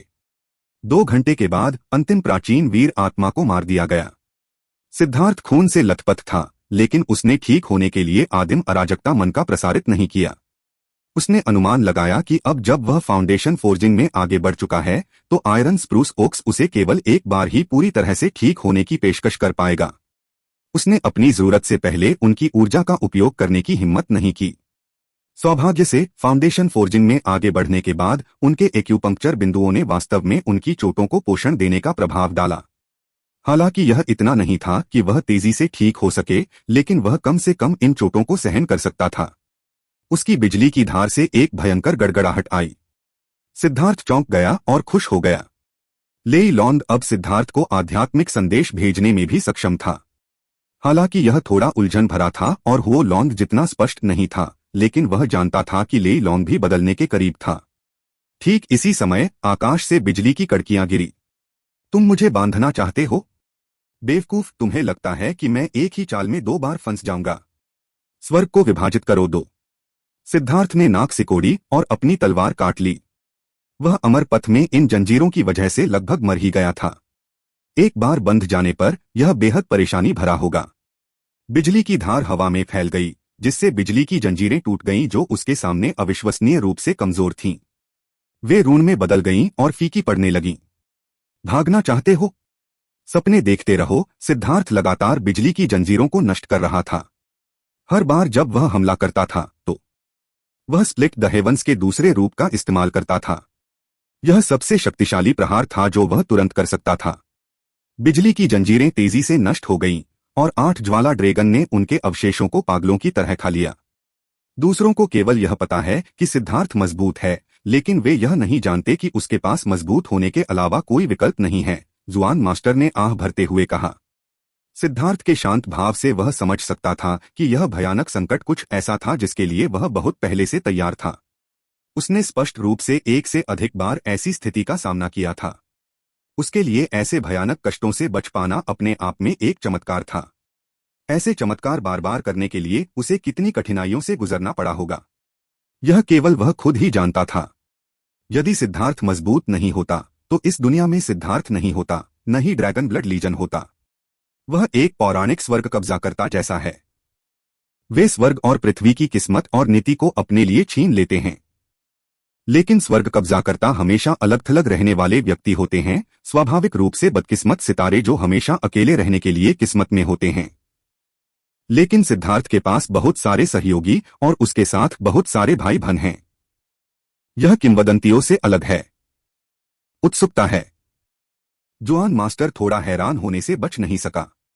जंजीरों को मिटाने के बाद सिद्धार्थ ने अचानक अपना ब्लेड आसमान की ओर घुमाया। एक भयानक आभा ने दुनिया को हिला दिया।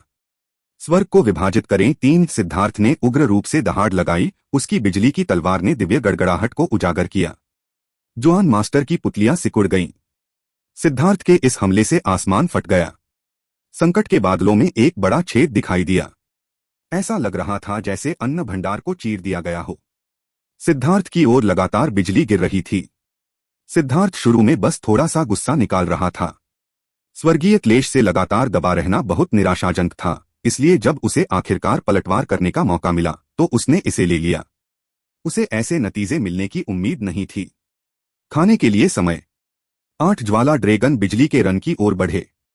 वे क्लेश का सबसे शुद्ध सार थे, लेकिन बिजली के रून बहुत ज्यादा थे। लॉर्ड ड्रैगन के पेट गुब्बारे की तरह फूल गए और फिर वे सिद्धार्थ के शरीर में वापस आ गए। अपनी सारी चीजें लेई लोंग पर थूकते हुए वे एक बार फिर बाहर निकल आए। बहुत बड़ा घाव जल्दी ही ठीक हो गया। आकाश और पृथ्वी इस तरह कांप उठे मानो पूरी दुनिया गुस्से में हो। लेकिन इस हमले के बाद संकट के बादल स्पष्ट रूप से कम घने हो गए थे। उनका बहुत सारा सार लेई लोंग के शरीर में प्रवेश कर गया था। धमाका! अचानक संकट के बादल फट गए। एक आकृति हाथ में परशु थामे हुए सिद्धार्थ के सामने प्रकट हुई। यह एक व्यक्ति था, एक सच्चा व्यक्ति।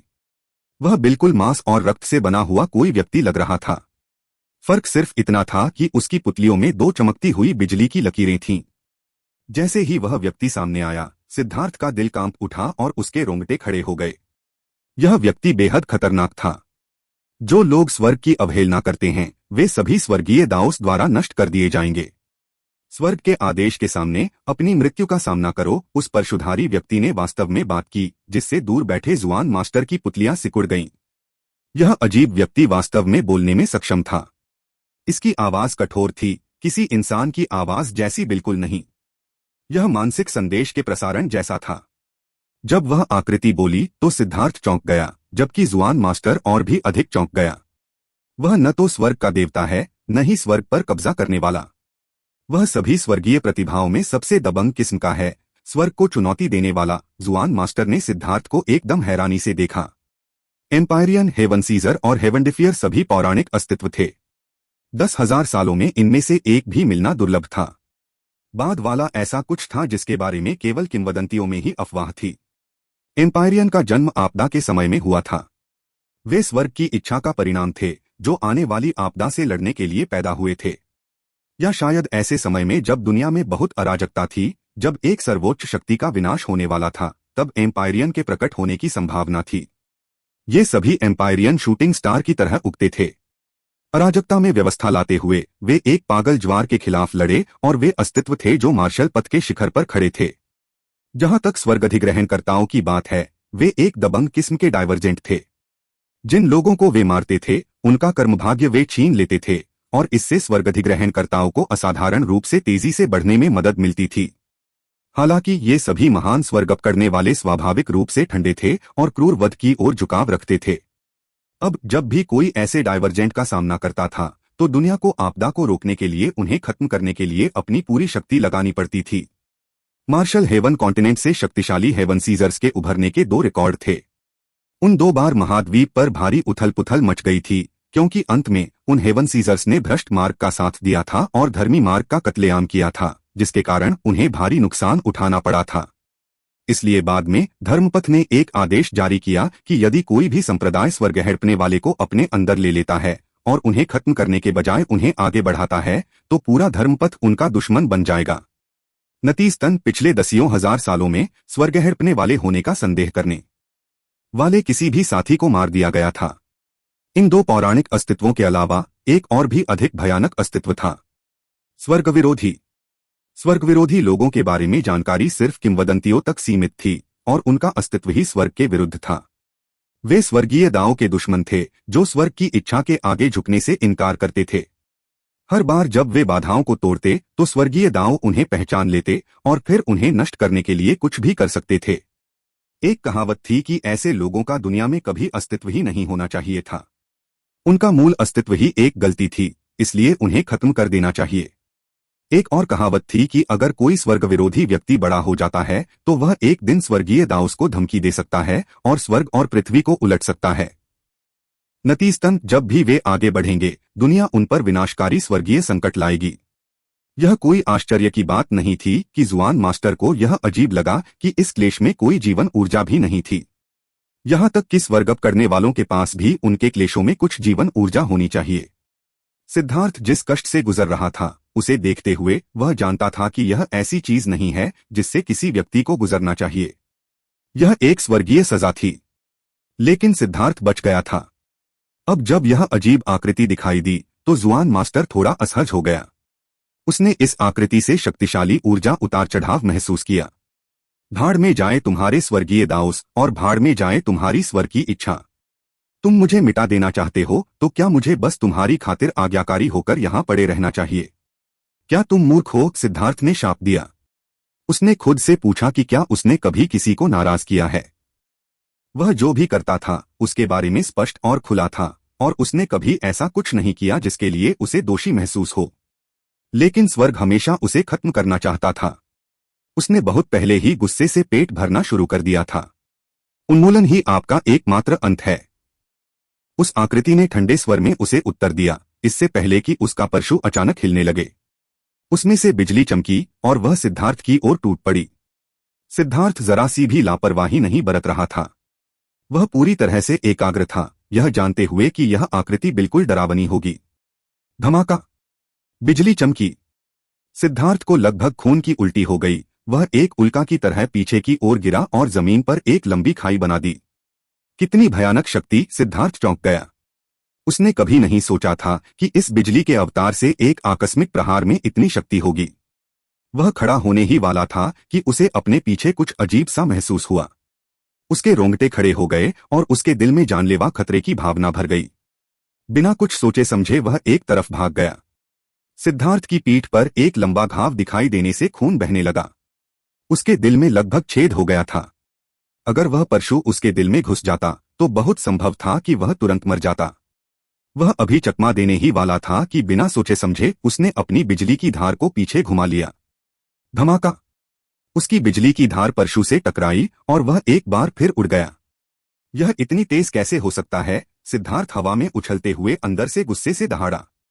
यह गति उसकी समझ से परे थी। सिद्धार्थ को बार बार पीछे धकेला जा रहा था, यहां तक कि वह अपने प्रतिद्वंद्वी को देख भी नहीं पा रहा था। वह केवल अपनी अन्य इंद्रियों पर भरोसा कर सकता था और उसे बार बार खून की खांसी आ रही थी। ग्रैंड दाओ निराकार है, ग्रैंड दाओ भावनाहीन है, रेत रेगिस्तान को ढकती है और सभी चीजों में आत्माएं हैं। जैसे ही सिद्धार्थ को दयनीय स्थिति में मजबूर किया गया, जुआन मास्टर की आवाज अचानक उसके दिमाग में गूंज उठी। जुआन मास्टर ने अभी अपनी बात खत्म ही की थी कि उसके चेहरे का भाव बदल गया। हवा में एक निराकार दबाव इकट्ठा हुआ और उसकी ओर बढ़ा। धमाका! जुआन मास्टर का अवतार फट गया। जुआनतियान दाओ संप्रदाय के एक निजी कमरे में बैठे जुआन मास्टर की आंखें अचानक खुल गईं। कितना करीब! अगर मैंने अपनी दिव्य इच्छा को आत्मविनाश नहीं किया होता तो मैं स्वर्गीय दाओस द्वारा पकड़ा गया होता। तब यह वास्तव में परेशानी भरा होता। जुआन मास्टर ने धीरे से एक बार फिर अपनी आंखें बंद कर लीं और उनकी दिव्य इच्छा की एक किरण फिर से रसातल में दिखाई दी। वह सिद्धार्थ की स्थिति के बारे में बिल्कुल भी आश्वस्त नहीं था। ग्रैंड दाओ निराकार है, ग्रैंड दाओ भावनाहीन है, रेत रेगिस्तान को ढकती है और सभी चीजों में आत्माएं हैं। सिद्धार्थ ने इस वाक्यांश को फिर से दोहराया। तो यही हो रहा है। ग्रैंड दाओ निराकार है, जिससे उनके सार को पकड़ना मुश्किल हो जाता है। ग्रैंड दाओ भावनाहीन है, जिससे उनके इरादे को पकड़ना मुश्किल हो जाता है। रेत रेगिस्तान को ढकती है। बकवास! कोई आश्चर्य नहीं कि मैं इससे लड़ नहीं सकता। यह पूरी जगह बिजली से भरी हुई है। यह इसका डोमेन है और यह मूल रूप से बिना किसी स्थानिक सीमाओं के इसके भीतर स्वतंत्र रूप से घूम सकता है। चाहे मैं कितनी भी दूर तक चकमा दूं, जब तक मैं इस बिजली के डोमेन के भीतर रहता हूं, यह तुरंत मुझ तक पहुंच सकता है। सभी चीजों में आत्मा होती है। इसका क्या मतलब है? सिद्धार्थ ने पहले 3 बिंदु तुरंत समझ लिए, लेकिन अंतिम हिस्सा बहुत अस्पष्ट था। उसका उसकी स्थिति से क्या संबंध था? धमाका! सिद्धार्थ एक बार फिर भारी टक्कर से उड़ गया। इस बार उसकी बिजली की धार में एक निशान दिखाई दिया। सिद्धार्थ ने लेई लॉन्ग के दर्द को महसूस किया। सभी चीजों में आत्मा होती है। सिद्धार्थ ने अचानक अपनी आंखें बंद कर लीं और हवा में उछलने लगा। उसने दुनिया को देखने के लिए लेई लॉन्ग की इंद्रियों का इस्तेमाल किया। उस पल में सिद्धार्थ अब अंधा नहीं रहा। दुनिया अतुलनीय रूप से स्पष्ट हो गई और उसने बिजली के अवतार को देखा। यह पहले से ही उसके पीछे दिखाई दिया था। उसका परशु हवा में उठा हुआ था। अब मैं तुम्हें पकड़ चुका हूं। Green dragon battle armour. Siddharth के शरीर पर हरे रंग के शल्क छा गए। आसमान में एक शक्तिशाली आभा फैल गई और भयानक दबाव के कारण जमीन फट गई। फाउंडेशन फोर्जिंग में आगे बढ़ने के बाद से यह सिद्धार्थ का ग्रीन ड्रैगन बैटल आर्मर का इस्तेमाल करने का पहला मौका था। उसके शरीर में मौजूद सार रक्त प्रज्वलित बारूद की तरह था। ऐसा लग रहा था जैसे उसके भीतर अनंत ऊर्जा फूट रही हो। मरोत! सिद्धार्थ दहाड़ा। उसका आध्यात्मिक युवान, सार रक्त और आध्यात्मिक शक्ति सभी लेई लॉन्ग में उड़ेल दिए गए। बिजली के ब्लेड ने बिजली के अवतार पर वार करते हुए चकाचौंध करने वाली रोशनी छोड़ी। धमाका! परशु और बिजली की धार आपस में टकराई और जमीन फट गई। लेकिन किसी भी पक्ष को दूसरे द्वारा पीछे हटने के लिए मजबूर नहीं किया गया। सिद्धार्थ ने अचानक अपना सिर उठाया और जोर से हंसा। आध्यात्मिक युवान उसके 1,08,000 एक्यूपंक्चर बिंदुओं में फैल गया और वह विशाल ऊर्जा उससे बाहर निकल गई। बिजली का अवतार अभी भी भावहीन था। जैसे ही सिद्धार्थ ने अधिक ऊर्जा डाली, हवा में बिजली को बिजली के अवतार द्वारा अवशोषित कर लिया गया। अंत में हवा में किसी भी बिजली के क्लेश का मामूली संकेत नहीं था। धमाका! लेकिन वे दोनों अभी भी पूरी तरह से भिड़ रहे थे। जमीन लगातार उड़ रही थी, जिससे एक गड्ढा बन गया था जो लगातार बढ़ता जा रहा था। वे दोनों अब एक खाली जगह में लड़ रहे थे। पहले तो यह खाली जगह बिजली से भर गई थी, लेकिन बिजली के ये निशान सघन हो गए और एक छोटी सी गेंद बन गए जो धधकते सूरज की तरह चमक रही थी। धमाका! अंततः वह सूर्य फट गया। दो आकृतियां बाहर निकलीं और फिर एक दूसरे पर हमला किया। हर बार जब वे टकराते थे तो यह एक आसमान हिला देने वाली टक्कर होती थी। जब वे दोनों उल्काओं की तरह हवा में उड़ रहे थे तो भूभाग लगातार बदल रहा था। यह भीषण युद्ध 2 घंटे तक चलता रहा। आकाश और पृथ्वी पूरी तरह से हिल गए थे। पफ! अचानक परशु सिद्धार्थ की छाती में घुस गया। उसके पूरे शरीर में दरारें फैल गईं, लेकिन सिद्धार्थ की बिजली की धार ने बिजली के अवतार के शरीर को भी छेद दिया था। विस्फोट! सिद्धार्थ अचानक चिल्लाया। उसके शरीर के चारों ओर फैली दरारें तुरंत ठीक हो गईं, जबकि उसकी बिजली की धार फट गई। सिद्धार्थ ने वास्तव में अपनी बिजली की ब्लेड को विस्फोटित कर दिया था और बिजली अवतार का शरीर भी इसके साथ विस्फोटित हो गया और रूनों से भरे आकाश में परिवर्तित हो गया। जल्दी करो, इन्हें खा लो। खांसते रहो। 8 ज्वाला ड्रैगन बाहर निकले, उन बिजली के रूनों को खा गए। वे रून सिर्फ बिजली के अवतार के ही नहीं थे, बल्कि लेई लोंग के भी थे। लेई लोंग का आत्मविनाश वास्तव में उसके आधे जीवन को बर्बाद करने जैसा था। लेकिन सिद्धार्थ के पास कोई और विकल्प नहीं था। वह अब और इतनी तीव्रता से जारी नहीं रख सकता था। उस आखिरी आदान प्रदान के साथ जब परशु ने उसकी छाती को छेद दिया था, वह लगभग फट गया था। सिद्धार्थ ने उस चोट को रोकने और ठीक करने के लिए, साथ ही लेई लॉन्ग के आत्मविनाश की शक्ति को सहन करने के लिए सभी आदिम अराजकता अंतरिक्ष की जीवन ऊर्जा को पूरी तरह से मुक्त कर दिया था। लेकिन परिणामस्वरूप जब बिजली का अवतार फट गया था तो उसके शरीर में उसका परशु भी फट गया था। अगर वह उस पल में अपने चरम पर वापस नहीं पहुंचता तो वह मर जाता। फिर भी उसकी छाती में खून से सना एक बड़ा छेद था और उसका चेहरा कागज की तरह पीला पड़ गया था। वह सांस लेने के लिए हाफ रहा था। यह उसकी सबसे दयनीय बिजली की विपत्ति थी। यह बहुत भयानक थी और वह लगभग मर ही गया था। उसने अपनी चोटों को दबाने के लिए एक उपचार की गोली निगल ली। जैसे ही हवा में सभी बिजली के रन हुओ लोंग द्वारा निगल लिए गए और वह छोड़ने वाला था, अचानक रसातल के अंत में काली धुंध दिखाई दी और एक आकृति धीरे धीरे हवा में प्रकट हुई, जिसकी त्वचा बर्फ की तरह सफेद थी और समुद्र नीली आंखों की एक जोड़ी थी। उसने सिद्धार्थ को ठंडी निगाहों से देखा। तुम यहां क्यों आए हो? सिद्धार्थ का जबड़ा खुला रह गया। वह सुंदर आकृति एकदम सही थी। जहां वक्रता होनी चाहिए वहां वक्रता थी, लेकिन कहीं और कोई अतिरिक्त वक्रता नहीं थी। उसके रूप में ऐसा कुछ भी नहीं था जिसे बदला जाना चाहिए था। जेड जैसा चेहरा, नीलम जैसी चमकदार आंखें, सुंदरता की पराकाष्ठा की छवि। उसका चेहरा पूर्णता के स्तर पर पहुंच गया था। यहां तक कि उसकी बाईं और दाईं भौहों का एक एक बाल भी पूरी तरह से मेल खाता था। यह एक ऐसी सुंदरता थी जो इस दुनिया में मौजूद नहीं होनी चाहिए। केवल एक व्यक्ति के पास ऐसी छवि थी, शैतान महारानी लेंग युयान। लेंग युयान, तुम यहां क्यों हो? रुको, तुम इस हद तक कब बड़े हो गए? तुम मुझे मारना नहीं चाहोगे, है ना? सिद्धार्थ ने हैरानी से लेंग युयान को देखा। उन्हें अमरपथ छोड़े हुए अभी 1 साल से थोड़ा ज्यादा ही हुआ था। सिद्धार्थ अभी अभी फाउंडेशन फोर्जिंग तक पहुंचा था, लेकिन उसने पाया कि उसे अभी भी उसका सम्मान करना चाहिए। वह उसकी वर्तमान साधना के आधार को भी समझ नहीं पा रहा था। वह हवा में तैर रही थी, उसके चारों ओर काले बादल उमड़ रहे थे। आसपास का स्थान लगातार विभाजित और भर रहा था। उसने सिद्धार्थ को ऐसे देखा जैसे वह कोई देवता हो, सिद्धार्थ को एक झटका दे रही हो। क्या अब उनके बीच का अंतर वाकई इतना बड़ा था? स्वर्ग और पृथ्वी के विभिन्न लोग स्वर्ग की अवहेलना करते हैं। आपकी बहादुरी सराहनीय है, लेकिन जो लोग पाताल लोक का उल्लंघन करते हैं, उनका इसमें कोई उल्लेख नहीं होगा। इस महिला की आवाज उसके रूप की तरह ही सुंदर थी। लेकिन सिद्धार्थ को जो बात चौंकाती थी वह यह थी कि जब वह बोलती थी तो दुनिया उसकी बातों को प्रतिध्वनित करती थी, मानो दुनिया उसके सामने झुक रही हो। यहां आकर वह दुनिया की शासक बन गई। दूर खड़े जुआन मास्टर उसे देखकर सदमे में आ गए। सिद्धार्थ को यह नहीं पता था कि वह कौन थी, क्योंकि वह अभी तक उस ऊंचाई तक नहीं पहुंचा था। अरे, क्या तुमने प्राचीन मार्ग छोड़ने के बाद साहित्य के लिए मार्शल मार्ग भी छोड़ दिया? तुम ऐसा क्यों बोल रहे हो? सिद्धार्थ ने पूछा। तुमने गलत व्यक्ति को पकड़ लिया है, उसने कहा। सच में? तुम कोई और हो? सिद्धार्थ दंग रह गया। उसने ध्यान से उसकी ओर देखा। वह परफेक्ट चेहरा, वह परफेक्ट शरीर, वह मूलतः लेंग युएयान जैसी ही थी। उसने सोचा कि क्या यह एहसास भी वैसा ही होगा। शायद अगर वह उसे छू पाता तो वह बता पाता कि वह वास्तव में लेंग युयान नहीं थी। उस समय लेंग युयान एक गुफा में उसके पास बैठा था। वह निश्चित रूप से बता सकता था कि उसकी त्वचा की अनुभूति उसे वैसी ही थी या उसकी गंध वैसी ही थी। शायद यह एक जन्मजात कौशल था जो उसने लिटिल स्नो से सीखा था। निंदा। सिद्धार्थ ने अभी सोचा ही था कि क्या उसे यह कोशिश करनी चाहिए, तभी महिला ने ठंडे स्वर में चिल्लाकर कहा। उसके चारों ओर का स्थान फट गया और एक बड़ी तलवार उसकी ओर गिरी। उस पल में सिद्धार्थ भय से भर गया।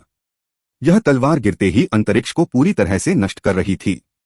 यह अवरुद्ध नहीं किया जा सकता था, अपरिहार्य था। अपनी चरम अवस्था में भी वह केवल यह देख सकता था कि उसे कैसे मारा जा रहा है, घायल अवस्था में तो बिल्कुल भी नहीं। जैसे ही उसने सोचा कि वह मर चुका है, एक प्राचीन कांस्य दर्पण हवा में प्रकट हुआ। प्राचीन दर्पण के रून प्रकाशित हो गए, जिससे वह सूर्य से भी अधिक चमकीला हो गया। इसने सिद्धार्थ के चारों ओर एक विशाल प्रकाश अवरोध पैदा कर दिया। वह विशाल तलवार तुरंत ही अवरोध से टकराकर वापस महिला की ओर लौटी। धमाका! उसने हाथ हिलाया और बड़ी तलवार फट गई। ठंडी सांस के साथ वह एक बार फिर हमला करने ही वाली थी कि दर्पण की रोशनी सिद्धार्थ पर पड़ी। वह और दर्पण दोनों गायब हो गए। वह हवा को घूरने लगी। वहां असीम ऊर्जा एकत्रित हो रही थी। वह एक क्षण तक ठंडी निगाहों से देखती रही, फिर वापस अंतरिक्ष चैनल में गायब हो गई। एक बार वह चली गई तो तेजी से एकत्रित हो रही वह ऊर्जा धीरे धीरे विलुप्त हो गई, मानो कुछ हुआ ही न हो। सिद्धार्थ को लगा कि वह मर चुका है। उसे लगा कि वह बच गया है। उसका थका हुआ, टूटा हुआ शरीर अब और सहन नहीं कर सका। वह बेहोश हो गया। अंधीन अंधेरे में उसने बहुत देर तक इंतजार किया, लेकिन वह आवाज फिर से नहीं आई। वह आवाज हर बार दिखाई देती थी जब वह इस अंधेरे में उतरता था, लेकिन इस बार वह दिखाई नहीं दी। इसके अलावा उसे गोली का वह फार्मूला भी नहीं दिखाई दिया जो दिखाई देना चाहिए था। उसे नहीं पता था कि कितना समय बीत गया था, लेकिन आखिरकार उसने अपनी आंखें खोली। उसने देखा कि वह जमीन पर लेटा हुआ था, जबकि जुआन मास्टर उसके पास ध्यान में बैठे थे। जब उसने अपनी आंखें खोली तो जुआन मास्टर की आंखें भी खुल गईं। सिद्धार्थ जल्दी से उठ बैठा। उसने पाया कि उसकी सारी चोटें पहले ही ठीक हो चुकी थीं। मुझे बचाने के लिए बहुत धन्यवाद, जुआन मास्टर, सिद्धार्थ ने कहा। जुआन मास्टर ने सिद्धार्थ को अजीब नजरों से देखा। काफी देर तक सोचने के बाद उन्होंने कहा, तुम एक असली मर्द हो। हे, जुआन मास्टर मेरी बहुत प्रशंसा करते हैं। यह बिजली विपत्ति, सिद्धार्थ कुछ विनम्र शब्द कहना चाहता था। मैं तुम्हारे बिजली के संकट के बारे में बात नहीं कर रहा हूं। मैं उस महिला के बारे में बात कर रहा हूं। तुम वास्तव में एक भगवान के प्रति ऐसी इच्छा बनाने में सक्षम थे। तुम में हिम्मत है, जुआन मास्टर ने एक मिश्रित अभिव्यक्ति के साथ कहा। जुआन मास्टर की साधना का आधार सिद्धार्थ से कहीं ऊपर था। उसे यह जानने के लिए जानबूझकर अपने आध्यात्मिक उतार चढ़ाव की जांच करने की भी जरूरत नहीं थी कि वह क्या सोच रहा था। इसलिए उन्होंने कहा कि सिद्धार्थ में हिम्मत थी, लगभग बहुत ज्यादा। एक भगवान के खिलाफ इस तरह की ईशनिंदा करने की हिम्मत करना, वह वास्तव में एक इंसान था, एक देवता। यह असंभव है, मैं उसे जानता हूं, सिद्धार्थ ने कहा। इस दुनिया में ऐसे दो लोग हैं जो बिल्कुल एक जैसे दिखते हैं। सिर्फ दो ही नहीं, ऐसे दर्जनों लोग हैं जो एक जैसे दिख सकते हैं। सौभाग्य से उसका असली शरीर नहीं आया, अन्यथा पुनर्जन्म दर्पण का उपयोग करके भी मैं तुम्हें जीवित नहीं निकाल पाता, जुआन मास्टर ने कहा। सिद्धार्थ हैरान होने से खुद को रोक नहीं पाया। यह कैसे संभव था? वह बिल्कुल लेंग युयान जैसी दिखती थी और उनका बर्फीला स्वभाव एक जैसा था। यहां तक कि उनकी आभा भी आश्चर्यजनक रूप से एक जैसी थी। सिद्धार्थ, तुमने दुनिया के प्रति मेरी आंखें खोल दी हैं। ईश्वर के अस्तित्व को व्यक्तिगत रूप से देख पाना मेरे लिए बेहद मददगार रहा, जुआन मास्टर ने कृतज्ञतापूर्वक कहा। उसने उस बर्फीली औरत से ऐसी बहुत सी चीजें देखीं जिनकी उसने कभी कल्पना भी नहीं की थी। यह उसके आत्मज्ञान के लिए बहुत मददगार था। सिद्धार्थ अभी भी शून्य भाव से देख रहा था। अगर वह महिला वास्तव में एक देवता थी तो वह वास्तव में एक आदमी था। जुआन मास्टर, भगवान क्या है? सिद्धार्थ ने पूछा। जुआन मास्टर कुछ देर के लिए सोच में डूब गए और फिर बोले, आपको बस इतना जानना है कि देवता उतने पवित्र और पवित्र नहीं हैं जितना आप कल्पना करते हैं। सच में यह एक तरह का क्षेत्र है। अमर युग में देवता और अमर दुर्लभ नहीं थे, लेकिन अब दुनिया में गिरावट आई है और वे केवल किंवदंतियों में मौजूद हैं। जहां तक सटीक विवरण की बात है, जब आप उस क्षेत्र में पहुंचेंगे तो आप स्वाभाविक रूप से इसके बारे में जानेंगे। इससे पहले कि आपकी शक्ति उस बिंदु तक पहुंचे, इस तरह के रहस्यों को पहले से जान लेना केवल कर्म को बढ़ाएगा, और यह हमेशा आपके साथ अपना बिल चुकाता है आपके स्वर्गीय क्लेशों के दौरान। यह कहते हुए जुआन मास्टर की आवाज थोड़ी भारी थी। सिद्धार्थ का दिल भी भारी था। सच में उसे निश्चित रूप से इस विपत्ति में मर जाना चाहिए था। यदि उसने स्वर्ग को भेद कर भारी मात्रा में वज्रपात नहीं किया होता तो वह अंतिम बिजली का अवतार और भी अधिक भयानक होता। अरे, अगर मैं 5वें तारे को संघनित करना शुरू नहीं कर पाया तो मैं अगली बार जरूर मर जाऊंगा, सिद्धार्थ ने चिंतित होकर सोचा। लेकिन अभी उसे नहीं पता था कि समस्या क्या थी। 5वें तारे का जरा भी निशान नहीं था, लेकिन सौभाग्य से वह फाउंडेशन फोर्जिंग क्षेत्र में प्रवेश करने में कामयाब रहा था। उसका जुआ सफल रहा था। दूसरों के पास उनके डेंटियन में उनके अमर मंच थे, लेकिन उनके पास उनके एक्यूपंक्चर बिंदुओं में थे 1,08,000 एक्यूपंक्चर बिंदु 1,08,000 अमर प्लेटफार्मों के बराबर थे। अब जब वह पूरी तरह से ठीक हो गया था तो उसने महसूस किया कि उसके भीतर एक अभूतपूर्व शक्ति बह रही है। आप अभी जा सकते हैं। याद रखें, सब कुछ गुप्त रखें, उस भगवान सहित। इसके बारे में किसी से बात न करें। अगर आप किसी को बताते हैं तो आप उन्हें नुकसान ही पहुंचाएंगे, जुआन मास्टर ने कहा। शिष्य समझता है। सिद्धार्थ क्राउचिंग ड्रैगन माउंटेन पर लौट आया। सब कुछ बहुत शांत था। जब सिद्धार्थ उनके बीच से गायब हो गया था तो जुआन मास्टर ने बस इतना कहा था कि युद्ध में उसकी महान योग्यता के कारण उसे अपने पक्ष में बुलाया गया था। बॉस, आप फाउंडेशन फोर्जिंग में आगे बढ़ गए हैं। गो रैन और अन्य लोग दंग रह गए। जैसे ही सिद्धार्थ वापस लौटा, क्राउचिंग ड्रैगन पर्वत की शांति भंग हो गई। वे सभी उसका इंतजार कर रहे थे। उच्च अधिकारियों ने पहले ही घोषणा कर दी थी कि गढ़ से सभी शैतान जानवरों का सफाया कर दिया गया है। उसी समय जब सभी को राहत की सांस मिली तो वे नुकसान की भावना को महसूस करने से खुद को रोक नहीं पाए। अब जब नरकीय शैतानी रसातल को दबा दिया गया था तो उनके पास मारने के लिए कोई और शैतानी जानवर नहीं था।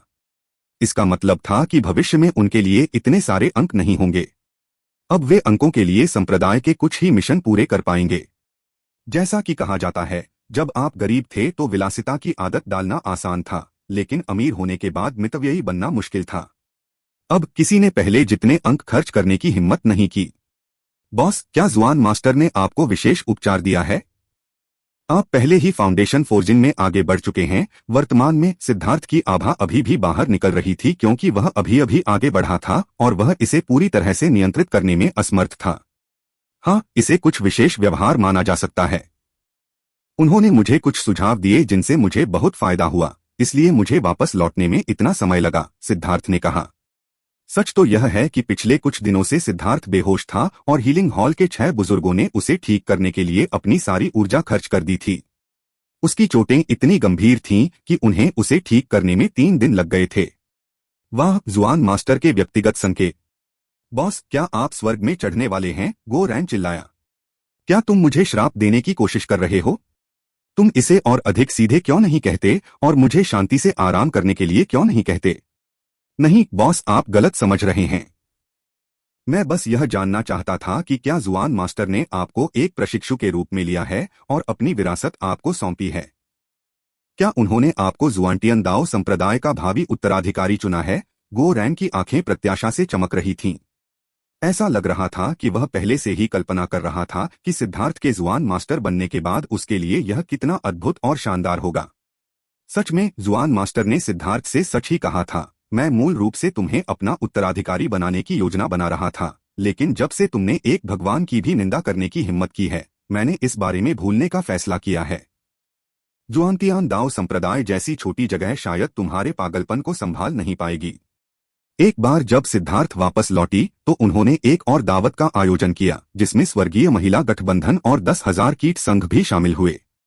स्वर्गीय महिला गठबंधन ने वास्तव में बधाई के रूप में अपना भोजन और पेय लाया था। एक कारण युद्ध के दौरान उनकी उपलब्धियों का जश्न मनाना था, जबकि दूसरा कारण यह था कि सिद्धार्थ नए शिष्यों के बीच फाउंडेशन फोर्जिंग में प्रवेश करने वाले पहले व्यक्ति थे। सिद्धार्थ को आश्चर्य हुआ कि सुमो और म्यू किंगक्सुआन भी वहां आए थे। सिद्धार्थ, फाउंडेशन फोर्जिंग में आगे बढ़ने के लिए बधाई।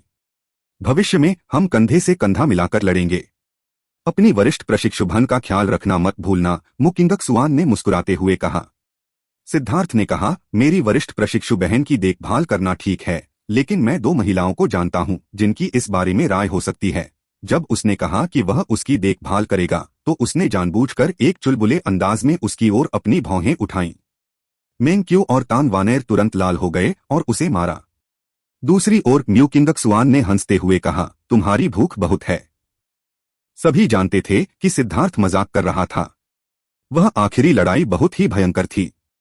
यहां तक कि फाउंडेशन फोर्जिंग के दर्जनों विशेषज्ञ भी मारे गए थे। बस जीवित रह पाना ही खुश होने लायक बात थी। सभी ने शराब पी और खाया। यह बहुत ही जीवंत था और सभी ने अपने दिल की इच्छाओं का भरपूर आनंद लिया। सिद्धार्थ आखिरकार गहरी नींद में सो गया क्योंकि उसने 2 खूबसूरत महिलाओं को गोद में उठा रखा था। कल की पार्टी के मेजबान के रूप में सिद्धार्थ स्वाभाविक रूप से बीच में नहीं भाग सकता था। शराब पीने के बाद उसे यह भी पता नहीं चला कि वह अपने कमरे में कैसे वापस आ गया। किसी भी स्थिति में उसे याद था कि वह 2 कोमल शरीरों को थामे हुए था और पहले से कहीं अधिक शांति से सो रहा था। सुबह सुबह एक चौंका देने वाली चीख ने सिद्धार्थ को नींद से जगा दिया। वह ठीक समय पर उठ गया और उसने देखा कि मेंकी और तांग वानेर भाग रहे थे। सिद्धार्थ चौंका, लेकिन फिर उसने पाया कि एक निश्चित स्थान एक ऊंचे पहाड़ की तरह उभरा हुआ था। ऐसा लग रहा था जैसे वह स्वर्ग और पृथ्वी को भेदना चाहता हो। हे, एक प्राकृतिक घटना, एक प्राकृतिक घटना। सिद्धार्थ हंसा और गहरी सांस ली। खुद को शांत करते हुए वह प्राकृतिक घटना धीरे धीरे गायब हो गई। बिस्तर से कूदते हुए भी उसे मेंक्यू और तांग वानेर की खुशबू आ रही थी। खिड़की से सूरज की रोशनी बिस्तर पर पड़ रही थी। दोपहर होने को थी। आलस से खींचते हुए उसने अपने शरीर से कुछ चटकने की आवाज सुनी। उसे लगा कि वह पूरी ताकत से भरा हुआ है, जैसे कोई ज्वालामुखी फटना चाहता हो। वह जानता था कि यह सब फाउंडेशन फोर्जिंग में आगे बढ़ने और अपनी आभा को दबा न पाने का असर था। अपने भीतर झांककर वह चौंक गया। 1,08,000 मूल रून। सिद्धार्थ ने देखा कि उसके हर एक्यूपंक्चर पॉइंट में एक छोटा सा बीज था। वे बीज धीरे धीरे विकसित हो रहे थे। वे पागलों की तरह स्वर्ग और पृथ्वी की ऊर्जा को अवशोषित कर रहे थे, लेकिन उसने उन्हें बढ़ते हुए नहीं देखा। कुछ सावधानी से टटोलने के बाद वह यह देखकर चौंक गया कि ये बीज जितनी ऊर्जा सोख रहे थे उसका केवल 10वां हिस्सा ही सोख रहे थे। बाकी सब खारिज हो रहा था। तो यह वही है। फाउंडेशन फोर्जिंग क्षेत्र दुनिया की सबसे शुद्ध युवान आध्यात्मिक ऊर्जा को अवशोषित करने के इर्द गिर्द घूमता है। कोई आश्चर्य नहीं कि यह कहा जाता है कि युवान आत्मा पत्थर इस क्षेत्र की जीवन रेखा हैं। सिद्धार्थ को अचानक एहसास हुआ कि क्या चल रहा था, और पूर्वी बंजर भूमि में युवान आत्मा पत्थरों के कब्जे में होने के कारण प्राचीन परिवार गठबंधन, प्राचीन दौर और पिल वैली इतने बेशर्म क्यों हो गए थे। सौभाग्य से मैंने इन्हें तब नहीं बेचा, वरना मैं हार जाता। अब सिद्धार्थ को समझ में आया कि युवा स्पिरिट स्टोन कितने महत्वपूर्ण थे। उसने आदिम अराजकता वाले स्थान के अंदर देखा और लेई लोंग को देखा। यह प्रकाश की एक गेंद में संघनित था जो अंडे जैसा दिख रहा था। पिछली बार आत्मविस्फोट लेई लोंग के लिए बेहद हानिकारक था। अभी यह पुनर्जन्म से गुजरने के लिए क्लेश से प्राप्त सभी वज्र का उपयोग कर रहा था। सिद्धार्थ लेई लोंग और हो लोंग की बुद्धिमत्ता से दंग रह गया। ऐसा लग रहा था कि वे जितने मजबूत होते जा रहे थे वे अन्य पहलुओं में भी उतने ही आगे बढ़ रहे थे। ओ लोंग ने अपनी जन्मजात क्षमता भी जगा ली थी। ओ लोंग की जन्मजात क्षमता 8 विभाजित शरीरों को बुलाने की थी। उसे आश्चर्य हुआ कि क्या लेई लोंग इस निर्वाण पुनर्जन्म के माध्यम से पुनर्जीवित होने के बाद एक जन्मजात क्षमता को जागृत कर पाएगा। वह प्रत्याशा से भरा था। आदिम अराजकता अंतरिक्ष में सभी लौह स्प्रूस ओक सूख गए थे और मृत थे। जब उसने अपने क्लेश के अंतिम बिजली अवतार को मार डाला था तब उसे निर्णायक होने के लिए मजबूर होना पड़ा था। इस बार वह अपनी मौत से बचने में 2 कारणों से सफल रहा। एक कारण यह था कि उसने क्लेश पर हमला करके उसकी बहुत सारी ऊर्जा खो दी थी, जिससे अंतिम बिजली का अवतार कमजोर हो गया था। जबकि दूसरा कारण यह था कि आयरन स्प्रूस ओक्स में समुद्र के बराबर जीवन ऊर्जा थी। अगर ऐसा नहीं होता तो वह निश्चित रूप से मर जाता। लेकिन अब उसके पास काली मिट्टी के लिए कोई जादुई जानवर की लाश नहीं थी। उसने शैतान जानवरों की लाशों का उपयोग करने की कोशिश की थी, और जब उसने पाया कि उन्हें काली मिट्टी द्वारा निगला जा सकता है तो वे कोई जीवन ऊर्जा प्रदान नहीं करते हैं। अन्यथा उसके आयरन स्प्रूस ओक्स बहुत पहले ही अपने चरम पर पहुंच गए होते। अपने कमरे से बाहर निकलते हुए उसने देखा कि मेंग्क्यू और तांग वानेर पहले से ही फ्रेश हो चुके थे। उन्होंने गर्म पानी में भिगोया हुआ एक तौलिया तैयार किया था जिससे सिद्धार्थ आराम से बैठ सके, जबकि तांग वानेर ने तौलिया से अपना चेहरा साफ किया और मेंग्क्यू ने अपने बालों में कंघी की। सिद्धार्थ को लगा कि वह मर सकता है, इसलिए वह बहुत खुश है। दो बेहद खूबसूरत महिलाएं उसका चेहरा साफ करने और बालों में कंघी करने में उसकी मदद कर रही थीं। उसे नहीं पता था कि अगर इस बारे में पता चलेगा तो कितने लोग ईर्ष्या से मर जाएंगे। सिद्धार्थ, तुम बोल क्यों नहीं रहे हो? आमतौर पर तुम्हारे मुंह से बहुत बकवास निकलती है। सिद्धार्थ के मोहग्रस्त भाव को देखकर तांग वानेर ने पूछा। यह एक दुर्लभ आनंद है। मुझे डर है कि अगर मैंने अपना मुंह खोला तो तुम उसमें तौलिया ठूंस दोगे।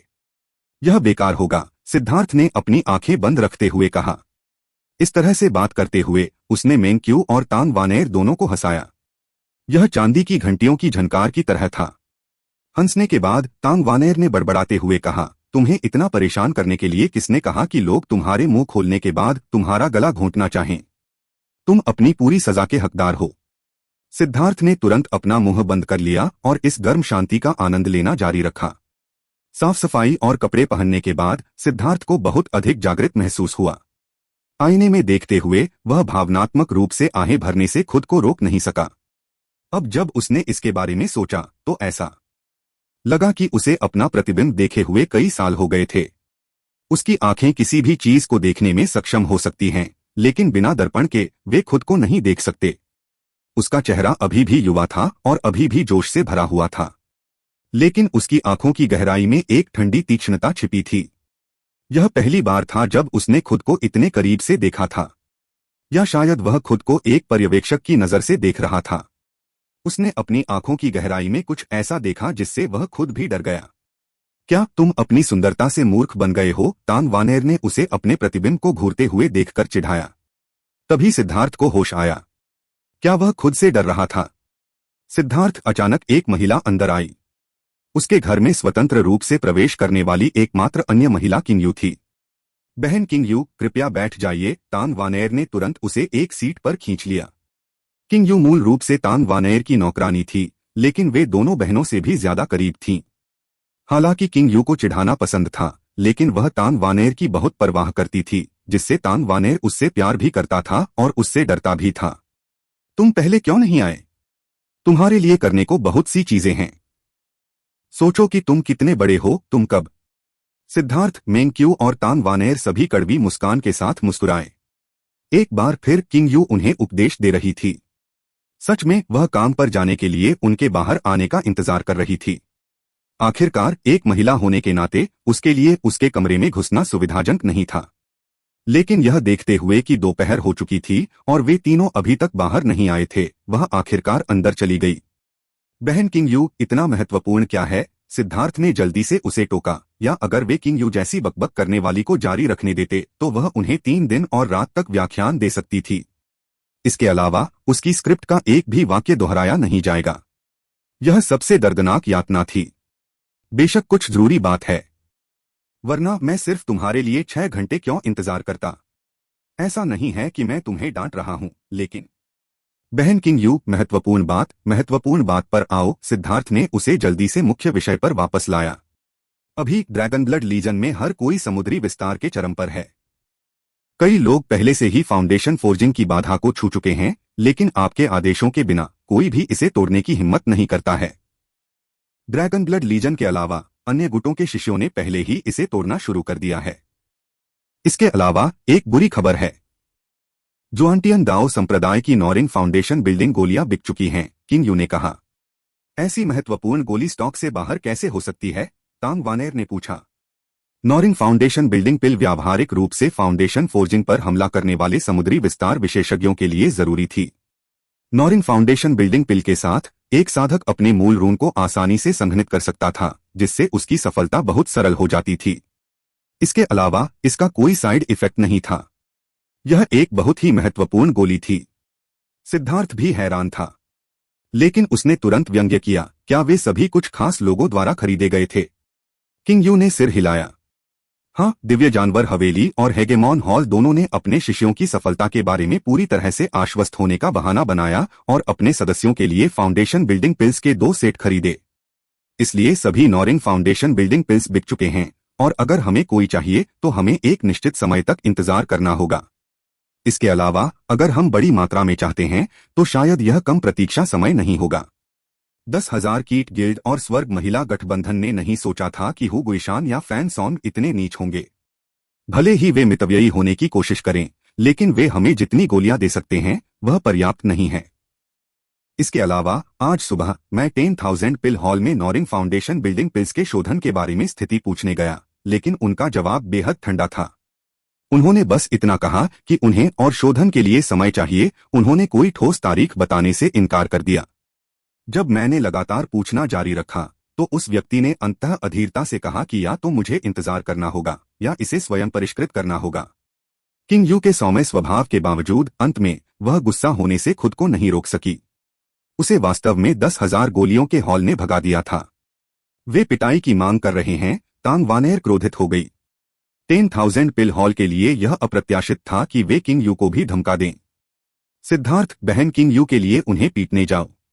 ठीक है, ऐसा हुआ कि मैं ऊब गया था। सिद्धार्थ शरारती ढंग से हंसा और बाहर जाने लगा। किंग यू ने ही उसे रोका। तुम पहले से ही वयस्क हो, इसलिए बच्चों की तरह व्यवहार करना बंद करो। मुख्य बात यह है कि हमारी वर्तमान स्थिति को कैसे हल किया जाए। सिद्धार्थ मुस्कुराया। सच में यह मामला बहुत सरल है। दिव्य जानवर हवेली और हेगेमॉन हॉल के मूर्ख हमें नुकसान पहुंचाने के लिए कीमिया मंडप के साथ सांठगांठ कर रहे हैं। अगर हमें तुरंत गोलियां चाहिए तो हमें अपना सिर नीचे करना होगा और उन्हें हमें चीरने देना होगा। हमें उनसे नॉरिंग फाउंडेशन बिल्डिंग पिल्स को 10 गुना कीमत पर खरीदना होगा। जिसके बारे में बात करते हुए, क्या फाउंडेशन बिल्डिंग पिल कई कीमती सामग्रियों वाली 8वीं श्रेणी की गोली नहीं है? इसकी कीमत क्या है? हाँ, यह बहुत महंगा है। एक के लिए 8,000 अंक लगते हैं। मुझे नहीं पता कि अब जब हमने इतने अंक बना लिए हैं तो वे हमसे अंक वापस लेने की कोशिश कर रहे हैं या नहीं, लेकिन कीमत निश्चित रूप से डरावनी है, किंग यू ने कहा। यह संभावना के दायरे से बाहर नहीं है, लेकिन एक फाउंडेशन बिल्डिंग पिल वास्तव में बहुत मूल्यवान है।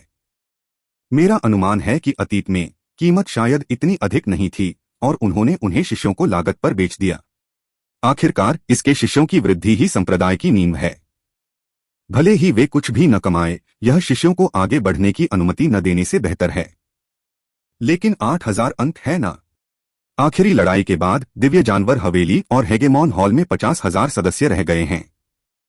आमतौर पर प्रत्येक व्यक्ति अपने लिए 2 नॉरिंग फाउंडेशन बिल्डिंग पिल्स तैयार करेगा, इसलिए 2 सेट 4 गोलियां होंगी। फिर 8,000 गुना 4 32,000 है और फिर 50 गुना है। अरे, उन्होंने इसके लिए 1,600,000,000 अंक खर्च किए। क्या उन्होंने अपना सब कुछ इस्तेमाल कर लिया? सिद्धार्थ ने पूछा। किंग यू ने कहा, मैंने सुना है कि उन्हें लड़ाई से 2,700,000,000 अंक मिले, इसलिए यह उनके अंकों के आधे से अधिक है। हे, अच्छा। वे मुझे ठगना चाहते हैं? मैं उन्हें इस साजिश में निवेश किए गए सारे पैसे गंवाने पर मजबूर कर दूंगा, सिद्धार्थ ने शरारती अंदाज में हंसते हुए कहा।